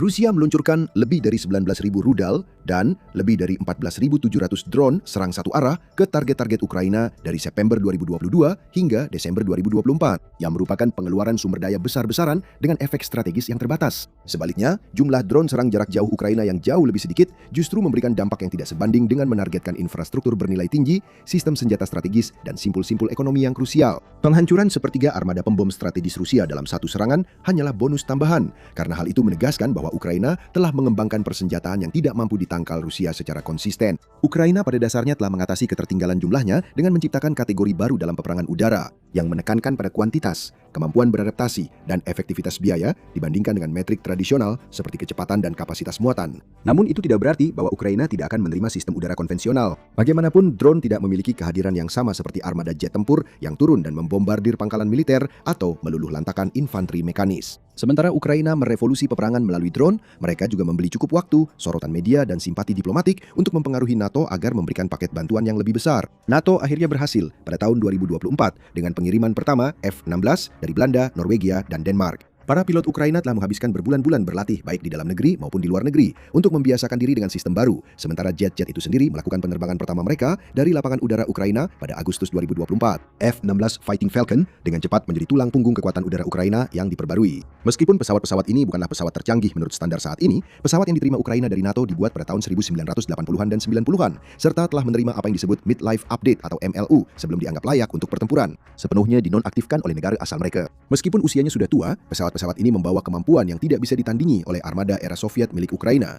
Sebagai contoh, pot countermeasure elektronik ANALQ-131 milik F-16 terbukti sangat berharga. Sistem-sistem ini mengacaukan dan membingungkan sistem radar Rusia dengan menciptakan bayangan, gema, atau citra palsu yang membuat penargetan pesawat menjadi jauh lebih sulit. Efektivitas F-16 ini bahkan melebihi proyeksi yang paling optimis sekalipun. Pada tanggal 13 Desember 2024, seorang pilot F-16 Ukraina muda berhasil melakukan sesuatu yang belum pernah dilakukan sebelumnya, yaitu menembak jatuh 6 rudal jelajah Rusia dalam satu kali misi. 4 diantaranya dihancurkan menggunakan rudal udara ke udara, sementara yang luar biasa, pilot tersebut berhasil menghancurkan 2 rudal tambahan hanya dengan menggunakan meriam 6 laras M61A1 milik pesawat. Pencapaian ini sangat berarti karena Rusia telah melancarkan serangan udara besar-besaran, mengerahkan hampir 200 drone bersama 93 rudal jelajah dan senjata hipersonik Kinzhal. Kontribusi Prancis dengan pesawat tempur Mirage 2000 menambah lapisan lagi pada jaringan pertahanan udara Ukraina. Mirage 2000 dikerahkan bersama F-16 pada Maret 2025 untuk menghadapi serangan besar Rusia yang melibatkan 70 rudal dan sekitar 200 drone jarak jauh. Zelensky secara khusus memuji para pilot Mirage yang berhasil mencegat beberapa rudal jelajah selama pertempuran ini. Nilai strategis dari pengoperasian F-16 dan Mirage 2000 secara bersamaan menjadi jelas ketika para analis militer menyadari bahwa dengan mengerahkan 2 model pesawat berbeda dengan sistem elektronik yang berbeda, Ukraina dapat memanfaatkan berbagai sistem peperangan elektronik yang beroperasi pada frekuensi yang berbeda-beda. Rusia akan dipaksa untuk mengembangkan strategi tandingan dengan kecepatan yang jauh lebih tinggi yang akan mengurangi efektivitas mereka dan memungkinkan NATO memberikan respons cepat dengan memperbarui sistem-sistem tersebut. Integrasi pesawat peringatan dini udara SAP 340 AWC 890 asal Swedia menjadi bagian terakhir dari teka-teki pertahanan udara Ukraina. Dengan radar susunan pindai elektronik canggih yang dipasang di atas badan pesawat komersial, SAP ini mampu melacak beberapa target udara dan laut pada jarak hingga 250 mil. Kemampuan ini mengatasi salah satu kerentanan paling kritis Ukraina, yaitu peringatan dini terhadap serangan bom luncur Rusia yang semakin sering dan menghancurkan. Yang membuat integrasi pesawat barat ini oleh Ukraina begitu luar biasa adalah bagaimana Ukraina berhasil memaksimalkan efektivitas dari platform yang sebenarnya sudah tua. Ya, F-16 mungkin menawarkan kemampuan yang lebih baik dibandingkan armada era Soviet milik Ukraina. Tetapi pesawat-pesawat itu kemungkinan harus diganti dalam waktu 4 hingga 6 tahun berdasarkan akumulasi jam terbang. Sementara itu penjualan militer asing F-16 ke Bulgaria dan Slovakia menempatkan harga pesawat tempur tua ini yang diperkirakan Ukraina memiliki sekitar 90 unit di angka sekitar $200 juta per pesawat yang merupakan investasi besar dan tunggal. Namun, pilot Ukraina berhasil mencapai tingkat keberhasilan yang jauh melampaui ekspektasi pasukan NATO. Transformasi ini telah memaksa para ahli strategi NATO untuk menghadapi kenyataan yang tidak nyaman tentang peperangan modern. Metode tradisional dalam mengukur kekuatan militer biasanya mengandalkan jumlah tank, kecanggihan sistem senjata individu, dan besarnya anggaran pertahanan. Rusia secara konsisten menempati peringkat kedua dalam skala kekuatan militer global, tepat setelah Amerika Serikat. Namun ketika benar-benar terjadi perang dan Rusia memulainya, Rusia gagal dengan cepat menguasai sebuah negara yang menurut banyak pihak hanyalah bayangan dari kejayaan Soviet dahulu. Keberhasilan Ukraina menunjukkan bahwa konflik di masa depan akan dimenangkan oleh kekuatan yang mampu beradaptasi dengan cepat, berinovasi, dan meningkatkan produksi sistem yang lebih kecil namun lebih banyak jumlahnya, daripada bergantung pada sistem yang mahal dan platform kompleks yang membutuhkan waktu bertahun-tahun untuk dikembangkan dan diterjunkan. Implikasi dari perubahan ini sangat mendalam dan meluas hingga ke beberapa sistem militer paling terkenal di dunia. Sistem-sistem canggih NATO seperti baterai rudal Patriot dan sistem roket HIMARS yang canggih, meskipun secara individu sangat mengesankan, telah kesulitan untuk menandingi efektivitas biaya dari pendekatan berbasis drone yang digunakan Ukraina. Bagaimanapun juga, Patriot dirancang untuk meluncurkan rudal pencegat bernilai jutaan dolar terhadap senjata balistik bernilai miliaran dolar, bukan untuk menembak jatuh drone murah dan melimpah serta bom luncur dari langit. Demikian pula, rudal HIMARS dibatasi oleh seberapa banyak yang bisa diproduksi NATO di luar kebutuhan pasokan internalnya, karena itulah struktur donasinya, mengingat Ukraina tidak memproduksinya. Bahkan begitu, sistem peluncuran drone praktis sangat murah dibandingkan peluncur HIMARS yang mahal dan bisa dipindahkan serta disingkirkan kapan saja dan di mana saja sesuai kebutuhan. Kemungkinan ada kurang dari 50 sistem HIMARS di Ukraina, sehingga jumlahnya sangat sedikit jika dibandingkan dengan banyaknya drone yang dikerahkan setiap hari oleh kedua belah pihak dalam konflik ini. Mungkin yang paling mencolok adalah bagaimana kekuatan besar lainnya menanggapi inovasi Ukraina. Amerika Serikat memulai program Replicator yang konon ditujukan untuk menghadapi kemampuan drone dan angkatan udara Tiongkok. Namun alasan sebenarnya dari keberadaan program ini sudah jelas dari namanya, yaitu meniru keberhasilan Ukraina dalam produksi terdistribusi sistem drone berbiaya rendah dan hasil tinggi. NATO mendirikan pusat pelatihan, pendidikan, dan analisis bersama NATO Ukraina di Polandia, mengundang para pengembang Ukraina untuk memperbaiki konsep militer Eropa yang sudah usang. Sementara itu, Tentara Pembebasan Rakyat, nama mentereng untuk militer Tiongkok, sepenuhnya merestrukturisasi pasukan dukungan strategisnya menjadi 3 cabang yang akan mengembangkan operasi drone dan peperangan elektronik yang sama seperti yang telah disempurnakan oleh Ukraina. Negara-negara yang telah menghabiskan puluhan tahun menyempurnakan sistem senjata mahal dan canggih, kini berusaha mengambil pelajaran dari Ukraina, yang saat perang dimulai diprediksi akan jatuh dalam 3 hari. Dan tren ini tidak menunjukkan tanda-tanda melambat, karena setiap laporan berita menampilkan cara baru lain yang digunakan Ukraina untuk memanfaatkan kemampuan udaranya yang terbatas. Pada akhirnya, Ukraina terus mengupayakan agar lebih banyak jet tempur dan pesawat disumbangkan ke Ukraina. Zelensky kembali pada tahun 2024 dan mengatakan bahwa lebih dari 120 F-16 akan menjadi awal yang baik untuk mengisi kekurangan sistem pertahanan udara negara tersebut. Jumlah gabungan F-16 dan Mirage 2000 yang mereka peroleh hingga pertengahan 2025 nyaris tidak melebihi 100. Dan itu pun sebelum Rusia mulai secara massal menggunakan bom luncur, yang untuk perlindungan menyeluruh memang membutuhkan jet dan pertahanan udara tradisional. Negara-negara Eropa tampaknya lebih bersatu dari sebelumnya untuk berkomitmen pada bantuan tersebut, yang memberikan harapan bahwa Ukraina akan memaksa Rusia untuk memasuki perundingan damai atau berisiko kehilangan lebih banyak lagi personel dan peralatan. Crimea selama ini menjadi permata di mahkota kampanye agresi Vladimir Putin terhadap Ukraina. Itu adalah satu-satunya wilayah Ukraina yang berhasil ia rebut melalui aneksasi ilegal. Dan inilah semenanjung yang menurutnya bisa digunakan Rusia untuk melakukan kerusakan besar setelah ia melancarkan perang skala penuh terhadap Ukraina. Kerusakan besar memang terjadi, tapi bukan oleh Rusia. Dalam 2 minggu terakhir, Ukraina telah menghujani Crimea dengan serangan, menghancurkan beberapa aset militer Rusia yang paling vital. Putin kehilangan segalanya, dan ia semakin dekat untuk kehilangan Crimea itu sendiri. Putin akan merasa seperti melihat hantu. Kenyataannya adalah, dia sama sekali tidak melihat apapun sampai hantu itu menyerang. Pada tanggal 5 Desember, The Kyiv Post melaporkan bahwa unit hantu Ukraina menghantam 8 target Rusia di Crimea yang diduduki selama serangan kilat 2 minggu. Hal itu menunjukkan berulang kali bahwa pertahanan udara Rusia di Crimea tidak bisa berbuat apa-apa untuk menghentikan drone Ukraina. Di antara objek yang dihancurkan selama serangan berkelanjutan tersebut adalah sebuah pesawat, beberapa sistem radar, dan infrastruktur logistik yang digunakan Rusia untuk mengirim pasukan dan peralatan di sekitar semenanjung Crimea. Berita tentang serangan tersebut berasal dari intelijen militer Ukraina atau HUR yang menggunakan Telegram untuk menjelaskan secara rinci apa saja yang berhasil dilakukan oleh para hantu itu. Para ahli dari unit khusus HUR Kementerian Pertahanan Ukraina yang dikenal sebagai para hantu terus melakukan demilitarisasi secara metodis di semenanjung yang diduduki sementara. Demikian pernyataan HUR. Selama 2 minggu terakhir, 8 serangan tepat sasaran terhadap infrastruktur militer para penjajah telah dilakukan. 8 serangan sukses dalam 2 minggu bukan hanya menyakitkan bagi Putin, tapi juga memalukan. Ini menunjukkan kepada dia dan seluruh Rusia bahwa cengkeraman Rusia di Crimea sebenarnya tidak sekuat yang mereka kira. Sebuah semenanjung yang seharusnya bisa sepenuhnya dikendalikan Rusia sehingga pasukannya dapat menggunakan Crimea untuk mengirim pasukan dan peralatan ke Ukraina, kini justru menjadi sasaran serangan. Dan sasaran ini sekarang tidak lagi sulit untuk dihantam Ukraina. Semua yang dimiliki Rusia di Crimea kini berada dalam jangkauan drone dan rudal buatan dalam negeri Ukraina. Dan tidak ada yang bisa dilakukan Putin untuk mencegahnya. Sebagai organisasi yang sering sangat tertutup, HUR ingin memastikan Putin tidak punya kesempatan untuk berbohong dan mengelak dari hal ini. Rusia mungkin ingin mengklaim bahwa Ukraina sedang menyebarkan kebohongan. Namun, para hantu telah melakukan apa yang dikatakan HUR dan mereka bisa membuktikannya dengan rekaman yang dibagikan di postingan Telegram HUR. Berdurasi sedikit lebih dari 1 menit, video tersebut diiringi musik dan berulang kali menampilkan rekaman yang diambil oleh drone Ukraina saat mereka bergerak menuju target mereka. Kita melihat kubah-kubah terkena serangan, infrastruktur tanpa pertahanan didekati oleh drone. Beberapa kali, drone Ukraina berhasil menghantam langsung stasiun radar, pesawat, dan beberapa target lainnya. Terkadang kita bahkan melihat akibatnya, seperti 1 atau 2 detik rekaman dari target yang hancur sesaat setelah kita melihat drone Ukraina mengenai sasaran secara langsung. Rusia mungkin masih akan mencoba mengklaim bahwa tidak ada yang terjadi. Mereka bahkan mungkin akan mengeluarkan alasan lama tentang puing-puing drone jika orang-orang tidak percaya bahwa tidak ada yang terjadi. Namun video berdurasi 1 menit ini menunjukkan betapa mudahnya bagi Ukraina untuk menghantam target di Crimea dan betapa minimnya pertahanan udara Rusia. Dalam semua rekaman tersebut kita tidak melihat peluru atau rudal yang ditembakkan ke arah drone Ukraina. Setiap kali selalu ada jalur yang jelas hingga mengenai sasaran secara telak. Berbicara soal serangan, mari kita telusuri lebih dalam apa saja yang berhasil dihancurkan oleh para hantu selama 2 minggu aksi mereka. Daftarnya benar-benar panjang, berisi beberapa peralatan terpenting yang ditempatkan Rusia di Crimea. HUR membagikan daftar dasarnya di postingan Telegram mereka, menyatakan bahwa Ukraina berhasil menghantam sebuah pesawat pengebom garis depan Su-24 bersama dengan sebuah antena di dalam kubah tembus gelombang radio. Rusia juga kehilangan sebuah kendaraan udara tak berawak Orion yang tampaknya merupakan pesawat yang hancur, seperti yang terlihat di video HUR. Sebuah stasiun radar 39N6 Kasta 2 E2 dan 2 stasiun radar 48 YA6K1 Potlit juga menjadi korban drone Ukraina. Dan sebagai puncaknya, Ukraina bahkan berhasil menghancurkan sebuah kereta barang yang mungkin digunakan Rusia untuk mengangkut apa saja, mulai dari peralatan, orang, bahan bakar, atau pasokan di sekitar semenanjung Crimea. Setiap sasaran ini adalah target militer yang sah, dan semuanya baru saja dihancurkan oleh drone Ukraina. Beberapa target ini sedikit lebih penting daripada yang lain, terutama jika dilihat dari bagaimana kehancurannya dapat memengaruhi perang dan situasi di daratan utama Ukraina itu sendiri.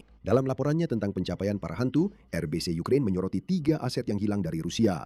Pembom Su-24 mungkin yang paling penting, setidaknya dalam upaya Ukraina untuk mengurangi tekanan udara yang diberikan Rusia terhadap kota-kota dan tentaranya. Pesawat era Soviet Su-24 digunakan untuk melakukan serangan udara terhadap target darat dan laut.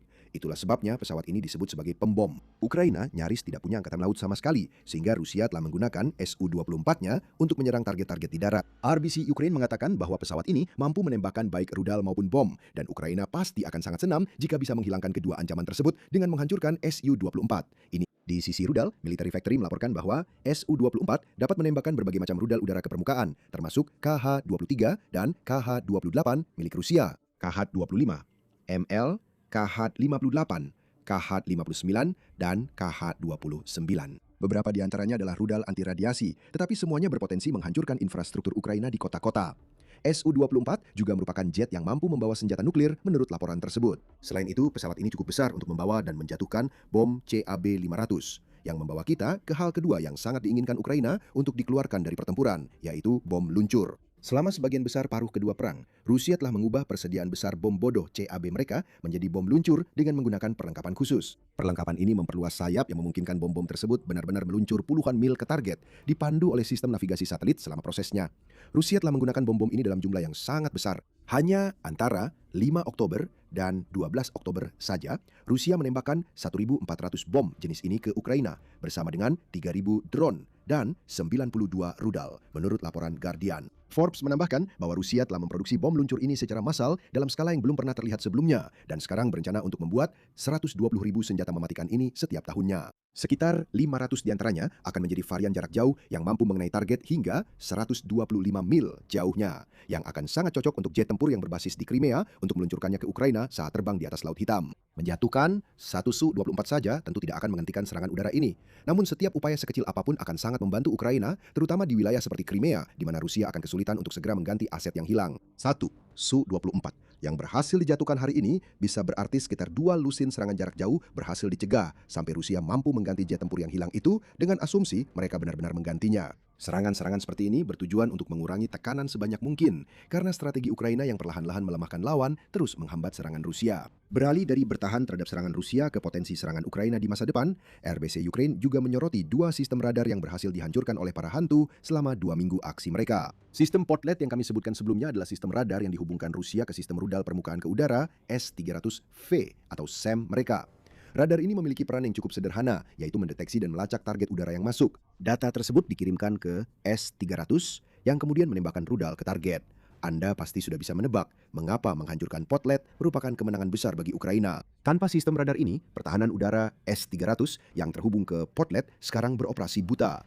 Mereka tidak memiliki informasi tentang apa yang dikirimkan Ukraina ke wilayah udara Crimea, tempat Podlet hilang, yang membuka peluang bagi Ukraina untuk meluncurkan lebih banyak drone dan rudal. Mungkin inilah alasan mengapa kita melihat begitu sedikit perlawanan terhadap drone Ukraina dalam video HUR. Jika para hantu menghancurkan Podlet terlebih dahulu, dan kemungkinan besar memang begitu, maka pertahanan udara apapun yang ditempatkan Rusia di Crimea akan menjadi tidak berguna. Lalu ada stasiun radar Kasta 2E2. Fungsinya mirip dengan Podlab, meskipun yang satu ini adalah stasiun radar pemindaian melingkar yang dapat mendeteksi, melacak, dan bahkan mengidentifikasi target udara. Stasiun ini bahkan memiliki spesialisasi dalam melacak target yang terbang di ketinggian rendah yang sangat cocok dengan karakteristik drone Ukraina. Terbang rendah di dekat permukaan tanah membuat pertahanan udara Rusia jauh lebih sulit mendeteksi drone Ukraina, seperti yang dijelaskan dalam laporan Rusia Desember 2023 yang dibagikan oleh Forbes. Laporan tersebut membahas sistem pertahanan udara Tor milik Rusia, termasuk pengalaman praktis dari penembakan eksperimental terhadap target kecil dengan Tor yang menunjukkan rendahnya efektivitas dalam menghancurkan target-target tersebut. Alasan utama untuk hal ini adalah ketidaksempurnaan sistem kontrol detonasi hulu ledak SEM, serta kesalahan besar dalam pelacakan target dan pemanduan SEM terhadap UAV berukuran kecil. Perangkat seperti Castor 2E2 diharapkan dapat mengatasi kelemahan pertahanan udara terhadap drone. Memang, RBC Ukraine mengatakan bahwa stasiun radar ini dapat mendeteksi drone, rudal jelajah, dan bahkan pesawat yang mampu menyatu dengan medan. Castor 2E2 sangat penting bagi Rusia, terutama karena data yang dikumpulkan oleh sistem ini dapat dikirimkan baik ke sistem pertahanan udara berbasis darat maupun ke Angkatan Udara Rusia. Hal itu membuat radar ini berguna baik untuk ofensif maupun defensif, yang pada akhirnya menjadikannya target bernilai lebih tinggi dibandingkan Podlab yang kami sebutkan sebelumnya. Ketika Ukraina menghancurkan sebuah Podlet, kemungkinan besar mereka membutuhkan setidaknya satu S-300. Penghancuran Castor 2E2 mungkin benar-benar telah membutakan beberapa sistem pertahanan udara dan platform serangan udara Rusia. Apa yang kita lihat di sini ada dua hal. Pertama, Ukraina sekali lagi telah meluncurkan serangan bertubi-tubi yang berhasil ke Crimea yang semakin melemahkan cengkeraman Putin di semenanjung tersebut. Kami akan membahas topik itu lebih dalam lagi nanti di video ini. Kedua, pasukan hantu Ukraina juga telah menunjukkan kepada Rusia bahwa mereka bisa menyerang kapan saja dan tampaknya tidak ada yang bisa dilakukan Rusia untuk mencegahnya. Bagaimanapun juga, 2 minggu serangan di Crimea yang dilakukan oleh pasukan hantu itu bukanlah kali pertama unit elit HUR ini menghantam Rusia dengan keras. Sudah banyak kesempatan lain sebelumnya. Pada bulan Agustus lalu, RBC Ukraine melaporkan bahwa HUR berhasil menghancurkan sistem radar 91N-6-E di Crimea. Sistem itu digunakan oleh pertahanan udara S-400 milik Rusia untuk menemukan dan melacak target, mirip seperti radar-radar lain yang sudah kami sebutkan. Dan sistem itu terbakar berkat serangan yang kemudian diketahui dilakukan oleh unit hantu milik HUR. Satu lagi keunggulan para penjajah di semenanjung itu kini telah dibutakan. Sepertinya ini adalah sebuah kegagalan besar. Demilitarisasi Crimea yang sementara diduduki terus berlanjut, demikian pernyataan HUR setelah serangan itu. Tapi para hantu belum selesai. Mereka terus menghantui pasukan Rusia di Crimea hingga sehari sebelum rincian operasi 2 minggu unit itu dibagikan. Pada 4 Desember, RBC Ukraine juga melaporkan tentang serangan hantu lainnya. Kali ini dilakukan terhadap salah satu jet tempur MiG-29 milik Rusia. Seperti Su-24 yang kita bahas sebelumnya, MiG-29 dapat meluncurkan berbagai macam rudal yang membuatnya menjadi aset yang sangat berbahaya bagi Rusia di Crimea. Rudal-rudal tersebut dapat diluncurkan dari jarak yang jauh di belakang garis depan untuk menyerang kota-kota dan infrastruktur Ukraina. HUR tidak menyisakan keraguan tentang apa yang telah mereka capai dengan membagikan sebuah video yang memperlihatkan drone mereka berhasil mengenai MiG-29 secara langsung bersama dengan target lainnya. Serangan ini bahkan tidak termasuk dalam daftar target yang dihancurkan oleh para hantu dalam serangan kilat mereka selama 2 minggu. Sepertinya Rusia memiliki masalah hantu di Crimea, baik dari namanya maupun dari ketidakmampuan Rusia untuk melihat atau mengenai senjata apapun yang dilepaskan oleh para hantu. Para hantu bersama dengan HUR dan banyak unit Ukraina lainnya yang telah menyerang Crimea selama beberapa tahun terakhir, sedang melakukan apa yang disebut Kyiv Post sebagai demilitarisasi sistematis semenanjung Crimea. Aset udara, logistik, energi, dan aset militer lainnya semuanya menjadi target di Crimea yang membawa kita kembali ke hal pertama yang tadi kita sebutkan terlihat di Crimea. Putin mulai kehilangan cengkeramannya atas Crimea. Dari sudut pandang Ukraina, inilah yang memang diupayakan oleh negara tersebut dan presidennya Volodymyr Zelensky sejak Ukraina memiliki kemampuan untuk melakukan serangan jarak jauh di Crimea. Semenanjung ini telah menjadi prioritas bagi Ukraina sejak Rusia mencaploknya pada tahun 2014. Dan seperti yang dilaporkan BBC, Ukraina tidak akan pernah menyerah atas wilayah tersebut. Sebagian alasannya adalah karena faktor hukum. Konstitusi Ukraina menyatakan bahwa Presiden Ukraina tidak diizinkan untuk menyerahkan wilayah kedaulatan negara tersebut. Zelensky menegaskan hal itu pada tahun 2025 dengan menyatakan, tidak ada yang perlu dibicarakan di sini, ini bertentangan dengan konstitusi kami. Ketika Presiden Amerika Serikat Donald Trump mulai mengemukakan gagasan agar Ukraina menyerahkan Crimea kepada Rusia sebagai bagian dari kesepakatan damai. Tentu saja, konstitusi bisa diubah, itu sudah sering terjadi sebelumnya. Namun Ukraina tidak bersedia, dan banyak yang berpendapat bahwa memang seharusnya tidak menyerahkan Crimea kepada Rusia. Dalam beberapa hal, aksi-aksi seperti yang baru-baru ini dilakukan oleh unit Ghost milik HUR menjadi pengingat bagi Putin bahwa Ukraina belum menyerah atas Crimea. Bahkan, bukan hanya Ukraina belum menyerah atas semenanjung yang dianeksasi itu, tetapi Ukraina juga telah bekerja tanpa lelah untuk membuat Crimea menjadi tidak relevan secara strategis dalam konteks yang lebih luas dari perang Ukraina secara keseluruhan. Ukraina tidak bisa melakukan serangan balasan ke Crimea melalui darat untuk merebut kembali wilayah tersebut. Atlantic Council sudah menunjukkan hal itu pada bulan Juni 2023 dengan mencatat bahwa secara militer akan sangat bodoh bagi Ukraina untuk mencoba kampanye darat, bahkan ketika serangan balasan mereka saat itu masih berlangsung. Pasukan darat Ukraina akan hancur dalam serangan seperti itu karena jembatan darat yang menghubungkan daratan utama Ukraina sangat sempit, sehingga memungkinkan Rusia untuk menghancurkan pasukan Ukraina yang maju dengan menggunakan drone, artileri, serangan udara, dan berbagai senjata lainnya. Sebaliknya, Atlantic Council berpendapat pada tahun 2023 bahwa Ukraina cukup cerdas untuk menyadari bahwa nilai strategis sebenarnya bagi Rusia di Crimea adalah pelabuhan terpenting di semenanjung itu, yaitu Sevastopol. Ukraina memiliki kemampuan untuk membuat nilai strategis Crimea menjadi tidak berarti dan membuat armada laut hitam Rusia membayar harga mahal setiap kali mencoba meninggalkan pelabuhan Sevastopol. Kata dewan tersebut menyarankan bahwa Ukraina dapat menggunakan kombinasi ranjau laut dan rudal Neptunus untuk melemahkan armada laut hitam. Ukraina memang telah melemahkan armada itu, tetapi mereka juga memasukkan drone sebagai bagian dari strategi itu.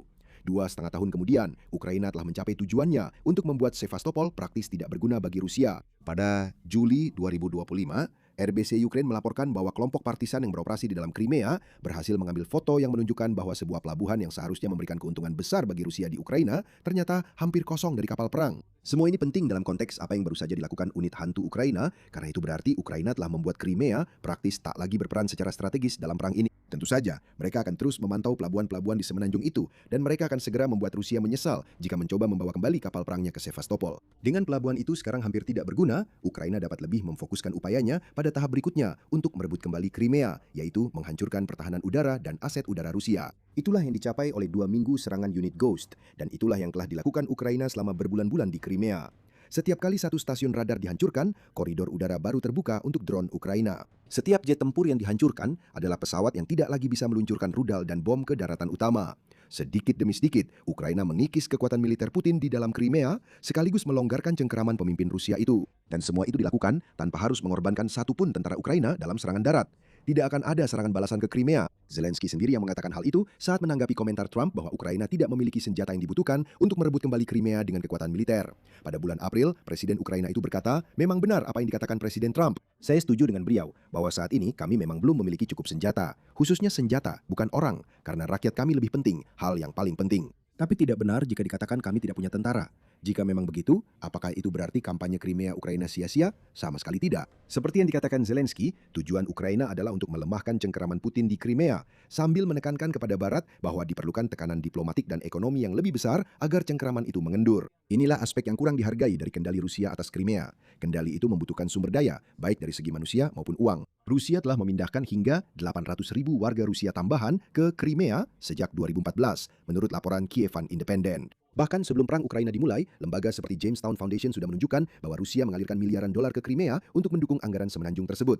Hanya pada tahun 2021 saja, Rusia berencana menghabiskan 1,5 miliar dolar di Crimea, yang mencakup 68% dari anggaran wilayah tersebut, hanya untuk menjaga agar semenanjung itu tetap bertahan secara finansial. Tambahkan semua peralatan militer yang telah ditempatkan dan dihancurkan di Crimea, dan Moskow harus menanggung biaya yang sangat besar. Itulah inti dari apa yang telah dilakukan para hantu itu. Setiap dolar tambahan yang harus dikeluarkan Rusia untuk Crimea guna memperkuat semenanjung itu dengan senjata dan pertahanan udara baru, berarti uang yang tidak bisa digunakan Putin untuk membeli senjata bagi daratan utama Ukraina. Dan Putin tidak bisa begitu saja tidak mengirim lebih banyak senjata ke Crimea. Sebanyak 1,6 juta warga Rusia yang saat ini tinggal di sana akan merasa ditinggalkan. Dan mereka mungkin memutuskan bahwa tinggal di zona perang yang semakin aktif bukan lagi pilihan bagi mereka. Jika orang-orang Rusia itu pergi, Putin kendalinya atas Crimea akan semakin berkurang.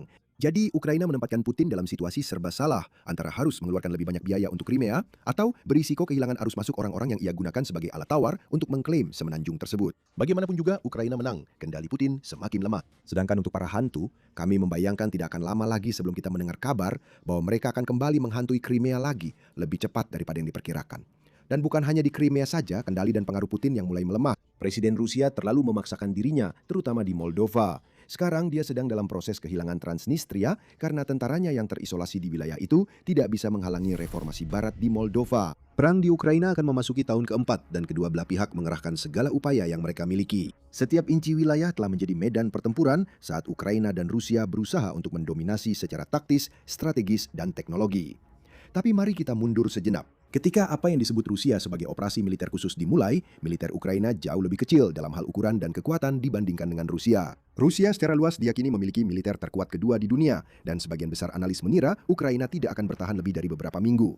Namun faktanya kita masih di sini. Bukan hanya Ukraina berhasil mempertahankan posisinya, tapi mereka juga mampu memukul mundur laju serangan Rusia dan bahkan melakukan serangan balasan yang mengejutkan dunia. Bagaimana hal ini bisa terjadi? Bagaimana Ukraina, yang dianggap sebagai pihak yang lemah, bisa berhadapan secara seimbang dengan sebuah adidaya global? Dalam video ini kami akan mengajak Anda menelusuri hari-hari awal perang, taktik dan strategi penting yang membantu Ukraina bertahan, serta kemajuan-kemajuan yang telah membalikkan keadaan. Tapi pertama-tama, mari kita lihat seberapa besar kesenjangan militer ketika perang dimulai. Sebuah laporan CNN tertanggal 25 Februari 2022 memiliki perkiraan paling mendekati tentang kekuatan militer Rusia dan Ukraina pada saat itu. Jumlah personel aktif Rusia diperkirakan sekitar 900.000 tentara, dibandingkan dengan Ukraina yang hanya 196.000.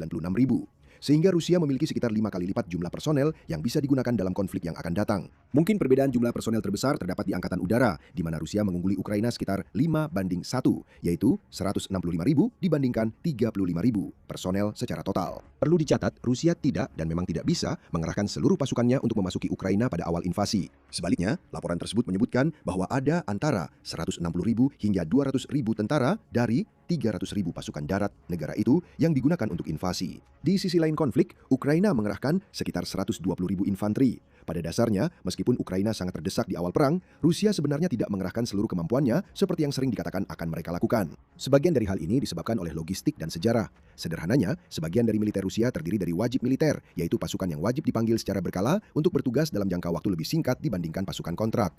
Berdasarkan preseden, wajib militer tidak dapat dikerahkan keluar wilayah Rusia, sesuatu yang merupakan konsekuensi dari perang Soviet Afghanistan sebelumnya pada tahun 1980-an, di mana korban Soviet meningkat hingga sekitar 670.000 selama 10 tahun. Setelah perang berakhir, penduduk Rusia mendesak pemerintah untuk mencegah pengerahan pasukan ke luar negeri di masa depan yang tampaknya telah mengakar. Bahkan Putin tampaknya mematuhi presiden ini meskipun catatan negara tersebut sangat buruk dalam konflik yang sedang berlangsung. Namun mungkin alasan terbesar mengapa Rusia tidak membawa seluruh infanterinya ke Ukraina lebih sesuai dengan taktik dan rencana sebelumnya.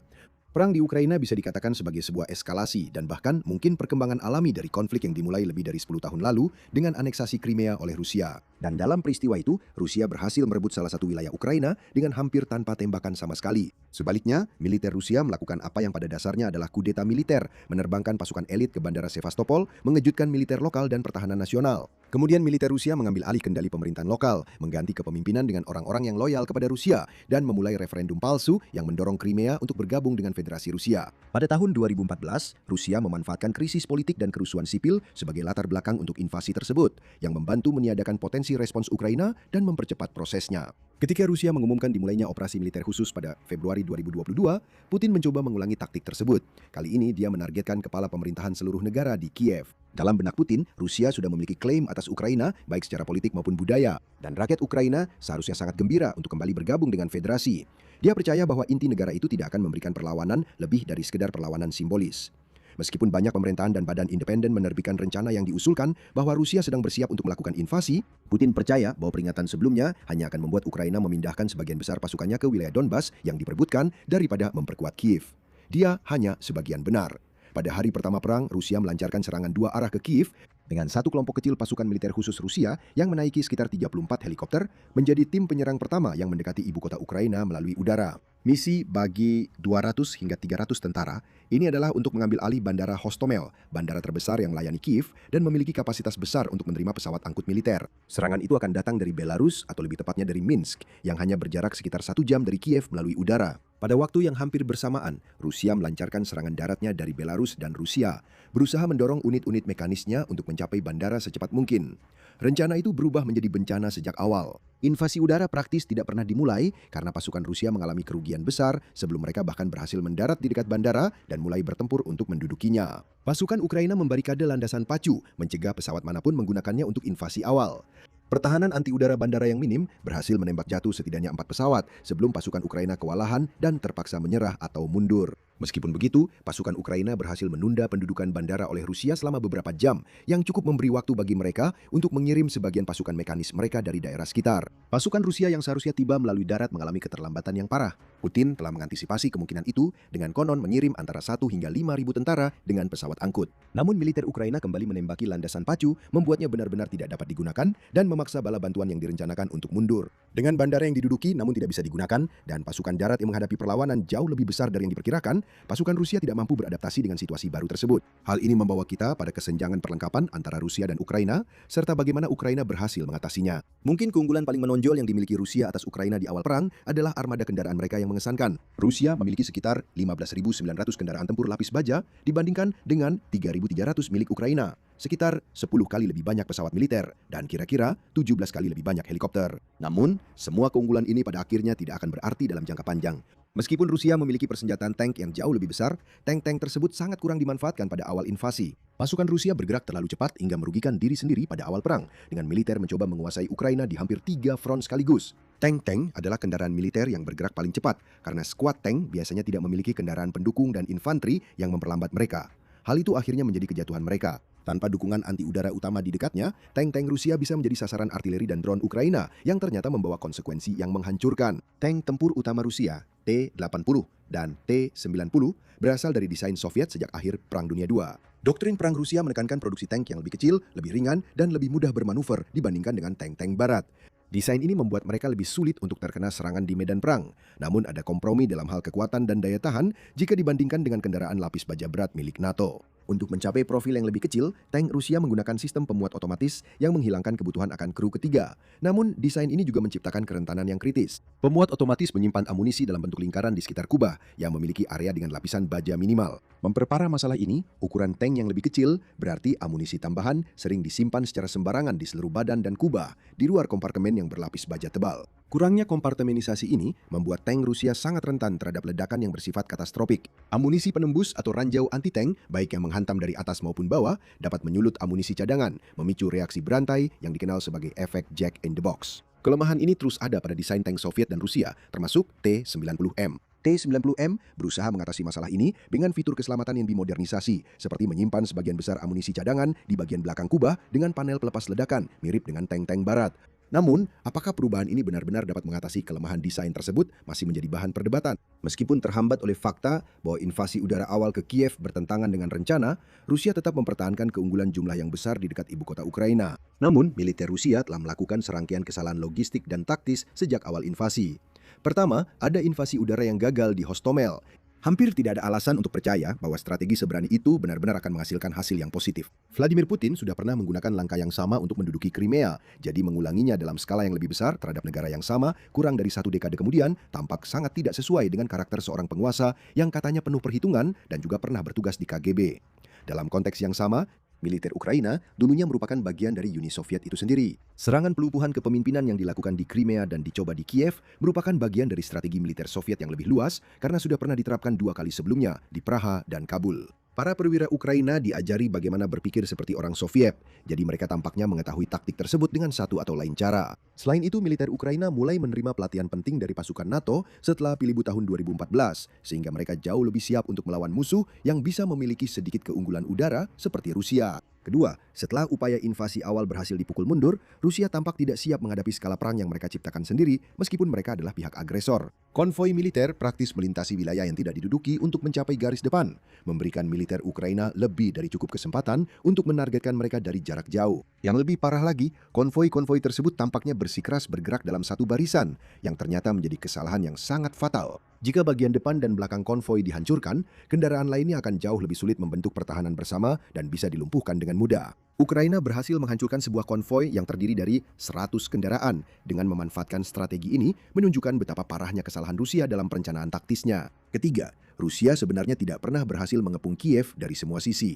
Bagian selatan kota tetap terbuka untuk bala bantuan, memungkinkan militer Ukraina untuk mempertahankan arus pasokan amunisi dan perlengkapan militer yang stabil keluar masuk kota. Selain itu, militer Ukraina bisa menyerang pasukan Rusia yang menyerbu dari belakang, secara efektif menjepit mereka ke arah kota.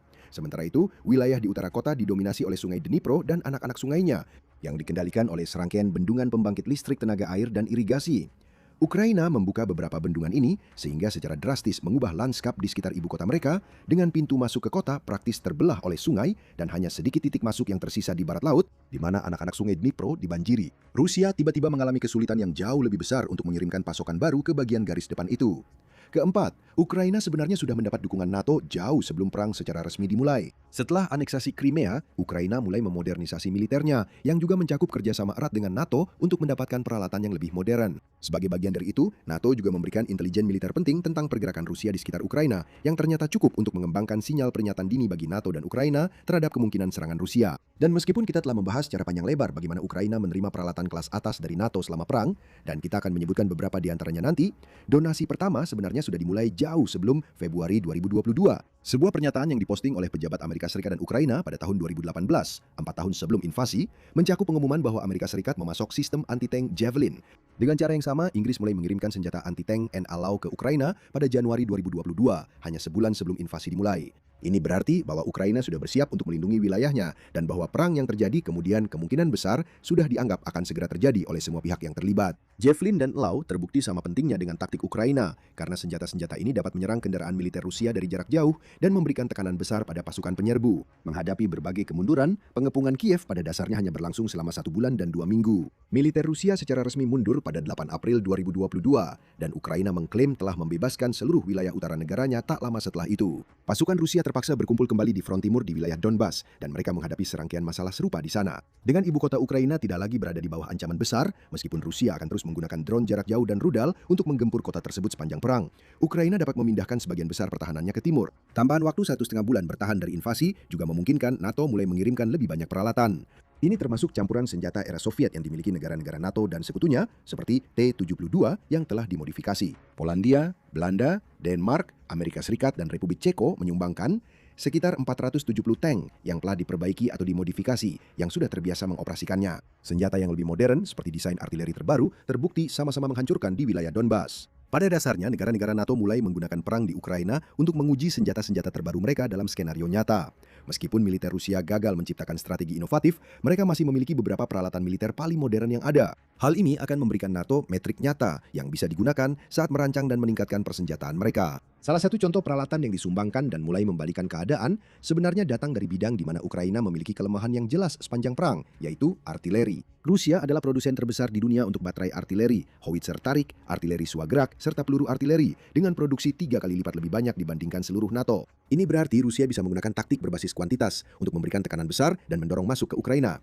Prancis adalah negara yang memberikan salah satu penangkal terbesar terhadap strategi ini, setidaknya selama bulan-bulan pertama perang. Caesar adalah howitzer 155 mm buatan Prancis yang dipasang di atas truk dilengkapi dengan sistem kendali tembak canggih atau FCS. Caesar dapat menembakkan 6 peluru dalam waktu kurang dari 2 menit sebelum dengan cepat berpindah posisi demi keamanan, meskipun bisa tetap berada di posisi jika diperlukan. Dengan kapasitas total 18 peluru di dalamnya, Caesar menawarkan kelincahan dan kemampuan bertahan yang luar biasa di medan perang. Dengan truk yang menggunakan sasis roda 6x6 atau 8x8, seluruh sistem ini lebih cepat, lebih mudah bermanuver, dan lebih tahan benturan dibandingkan howitzer beroda rantai seperti yang digunakan oleh Amerika Serikat dan Rusia. Selain itu, FCS digital, tingkat tembakan yang cepat, serta waktu penempatan dan penempatan ulang yang singkat memungkinkan Caesar untuk dengan mudah keluar masuk medan perang. Artileri ini dapat tiba di tujuannya, menemukan targetnya, menembakkan peluru, lalu segera bergerak lagi hanya dalam hitungan menit. Ditambah lagi, Caesar memiliki jangkauan maksimum sekitar 25 mil. Jauh lebih jauh dibandingkan senjata era Soviet, sehingga menjadikannya ancaman yang hampir berada di puncak kelasnya. Hal ini akan mencegah pasukan Rusia untuk melakukan serangan balasan dengan melacak sumber tembakan melalui triangulasi. Keunggulan jangkauan Caesar akan tersaingi dengan diperkenalkannya artileri berbantuan ramjet yang secara teori memiliki jangkauan mendekati 100 mil. Sementara Jerman dan Boeing sedang mengembangkan desain bertenaga ramjet, peluru 155 mm yang saat ini diberikan kepada Ukraina oleh Rheinmetall memiliki jangkauan sekitar 100 km atau 62 mil dan tidak menggunakan teknologi ramjet. Namun peluru jarak jauh ini tetap memberikan peningkatan signifikan pada kemampuan artileri Ukraina, membuat peluru-peluru itu lebih mendekati rudal tradisional seperti ATACMS dalam hal jangkauan. Rekam jejak Caesar akan menanamkan 2 pilar peperangan modern, yaitu jangkauan dan mobilitas. Selama Ukraina dapat memanfaatkan senjata yang memiliki jangkauan lebih jauh atau kemampuan manuver yang lebih baik dibandingkan persenjataan Rusia sejenis, mereka bisa tetap selangkah lebih maju. Namun ada faktor penting ketiga yang memungkinkan Ukraina untuk unggul, yaitu ekonomi. Ukraina telah menerima lebih dari 50 miliar dolar dalam bentuk donasi dari NATO, baik berupa bantuan keuangan langsung maupun perlengkapan dan amunisi militer, serta bantuan kemanusiaan. Hal ini memungkinkan negara tersebut untuk mengalihkan upayanya ke bidang lain dan tetap dapat menyaingi pengeluaran Rusia yang sekitar 40 miliar dolar pada tahun 2024. Yang lebih penting, Ukraina berhasil membuat senjata yang lebih efektif namun lebih murah, yaitu drone. Perang di Ukraina telah menyaksikan penyebaran drone kecil, seperti yang biasa digunakan untuk rekreasi dan pembuatan film untuk tujuan militer. Drone dasar paling mahal hanya beberapa ribu dolar, dan drone pertanian yang lebih besar yang memiliki kapasitas angkut lebih tinggi sehingga cocok untuk dipasangi ranjau anti-tank, persenjataan yang lebih baik atau lebih banyak drone, harganya bisa mencapai puluhan ribu dolar. Ketika dikombinasikan dengan granat dan bom anti-tank yang sangat murah namun tetap efektif terhadap kendaraan maupun infanteri, satu drone biasanya jauh lebih murah daripada target yang diserangnya, baik itu kendaraan maupun orang. Untuk memperburuk keadaan bagi Rusia, mereka tidak memiliki banyak cara untuk melawan jenis peperangan ini. Teknik jamming memicu perlombaan senjata teknologi antara kedua negara, di mana sistem-sistem saling berhadapan dan terus dikembangkan ulang dari bulan ke bulan. Rusia hanya bisa menggunakan sistem pertahanan udara khusus yang harganya ratusan ribu dolar per misil untuk menembak jatuh satu drone. Dengan begitu, Ukraina yang meluncurkan gelombang drone mulai memberikan kerusakan serius pada peralatan militer dan anggaran Rusia. Sebuah drone seharga 10 ribu dolar yang menghancurkan tank seharga setengah juta dolar atau ditembak jatuh oleh misil seharga 100 ribu dolar selalu akan sepadan dengan usaha bagi Ukraina, bahkan jika mereka harus kehilangan 10 drone untuk setiap serangan yang berhasil. Perang drone juga menjadi cara Ukraina berhasil merebut kembali kendali atas wilayah pesisirnya. Armada Laut Hitam Rusia terpaksa menghentikan blokade pelabuhan Odessa pada November 2023 setelah serangkaian serangan drone dan misil jarak jauh Ukraina terhadap kapal-kapal dan pelabuhan pengisian bahan bakar di Crimea. Ukraina juga membuat prototip dan mengerahkan drone kamikaze laut pertama di dunia yang dirancang untuk berenang menuju sasarannya. Serangan malam hari terhadap kapal-kapal berhasil menenggelamkan kapal andalan armada dan menghancurkan banyak kapal lainnya. Membebaskan akses laut akan memungkinkan Ukraina untuk menghidupkan kembali ekspornya karena negara ini merupakan salah satu pengekspor gandum terbesar di dunia. Perdagangan laut yang kembali ke tingkat sebelum perang hanya setahun setelah perang menunjukkan betapa sedikit tekanan yang bisa diberikan Rusia kepada negara yang bahkan nyaris tidak memiliki angkatan laut. Akhirnya, ada masalah keunggulan udara yang katanya dimiliki Rusia. Kenyataannya, Rusia tidak pernah benar-benar berhasil menguasai superioritas udara atas Ukraina. Angkatan udara menjalankan sebagian besar misinya dekat dengan perbatasan Rusia, tidak pernah terlalu jauh keluar dari wilayah udara Rusia. Hal ini terjadi karena NATO berhasil memasok Ukraina dengan sistem anti-udara berlapis di seluruh negeri. Mereka menggunakan baterai dan rudal Patriot, drone, peluncur portabel perorangan, serta berbagai sistem rudal permukaan ke udara untuk melumpuhkan radar musuh, mengacaukan sistem penargetan, atau menembak jatuh drone. Dilindungi oleh perisai yang luas, jarak tempur bagi pasukan Rusia biasanya jauh di bawah jarak maksimum dari setiap bagian penyusunnya. Dan dengan Rusia sebagai agresor, setiap peralatan akan berada di bawah ancaman terus-menerus karena Ukraina dapat menggabungkan sistem anti-udara mereka dengan pesawat dan drone untuk menambah satu lapisan pertahanan lagi. Dengan kurangnya pandangan ke depan yang mengejutkan dan terlalu mengandalkan sistem yang tidak tahan uji waktu, bisa dikatakan bahwa Rusia tampil sangat buruk karena kurangnya inovasi dan taktik militernya sendiri. Dan situasinya sebenarnya belum benar-benar membaik bagi Rusia sejak awal perang. NATO mulai mengirimkan peralatan yang lebih modern dengan setiap paket donasi baru, dan Ukraina berhasil menciptakan industri pembuatan drone yang sesungguhnya. Sementara itu, korban di pihak Rusia terus bertambah, hingga mereka harus menggunakan tentara Korea Utara untuk menambah jumlah pasukan. Ini adalah tanda bahwa akhir perang mungkin sudah di depan mata. Tapi bagaimana menurutmu? Apakah Ukraina akan berhasil sepenuhnya mengusir Rusia? Terima kasih sudah menonton dan tinggalkan komentarmu di bawah. Sekarang silakan cek alasan sebenarnya mengapa Rusia memulai perang di Ukraina yang akhirnya terungkap. Atau klik video lainnya berikut ini.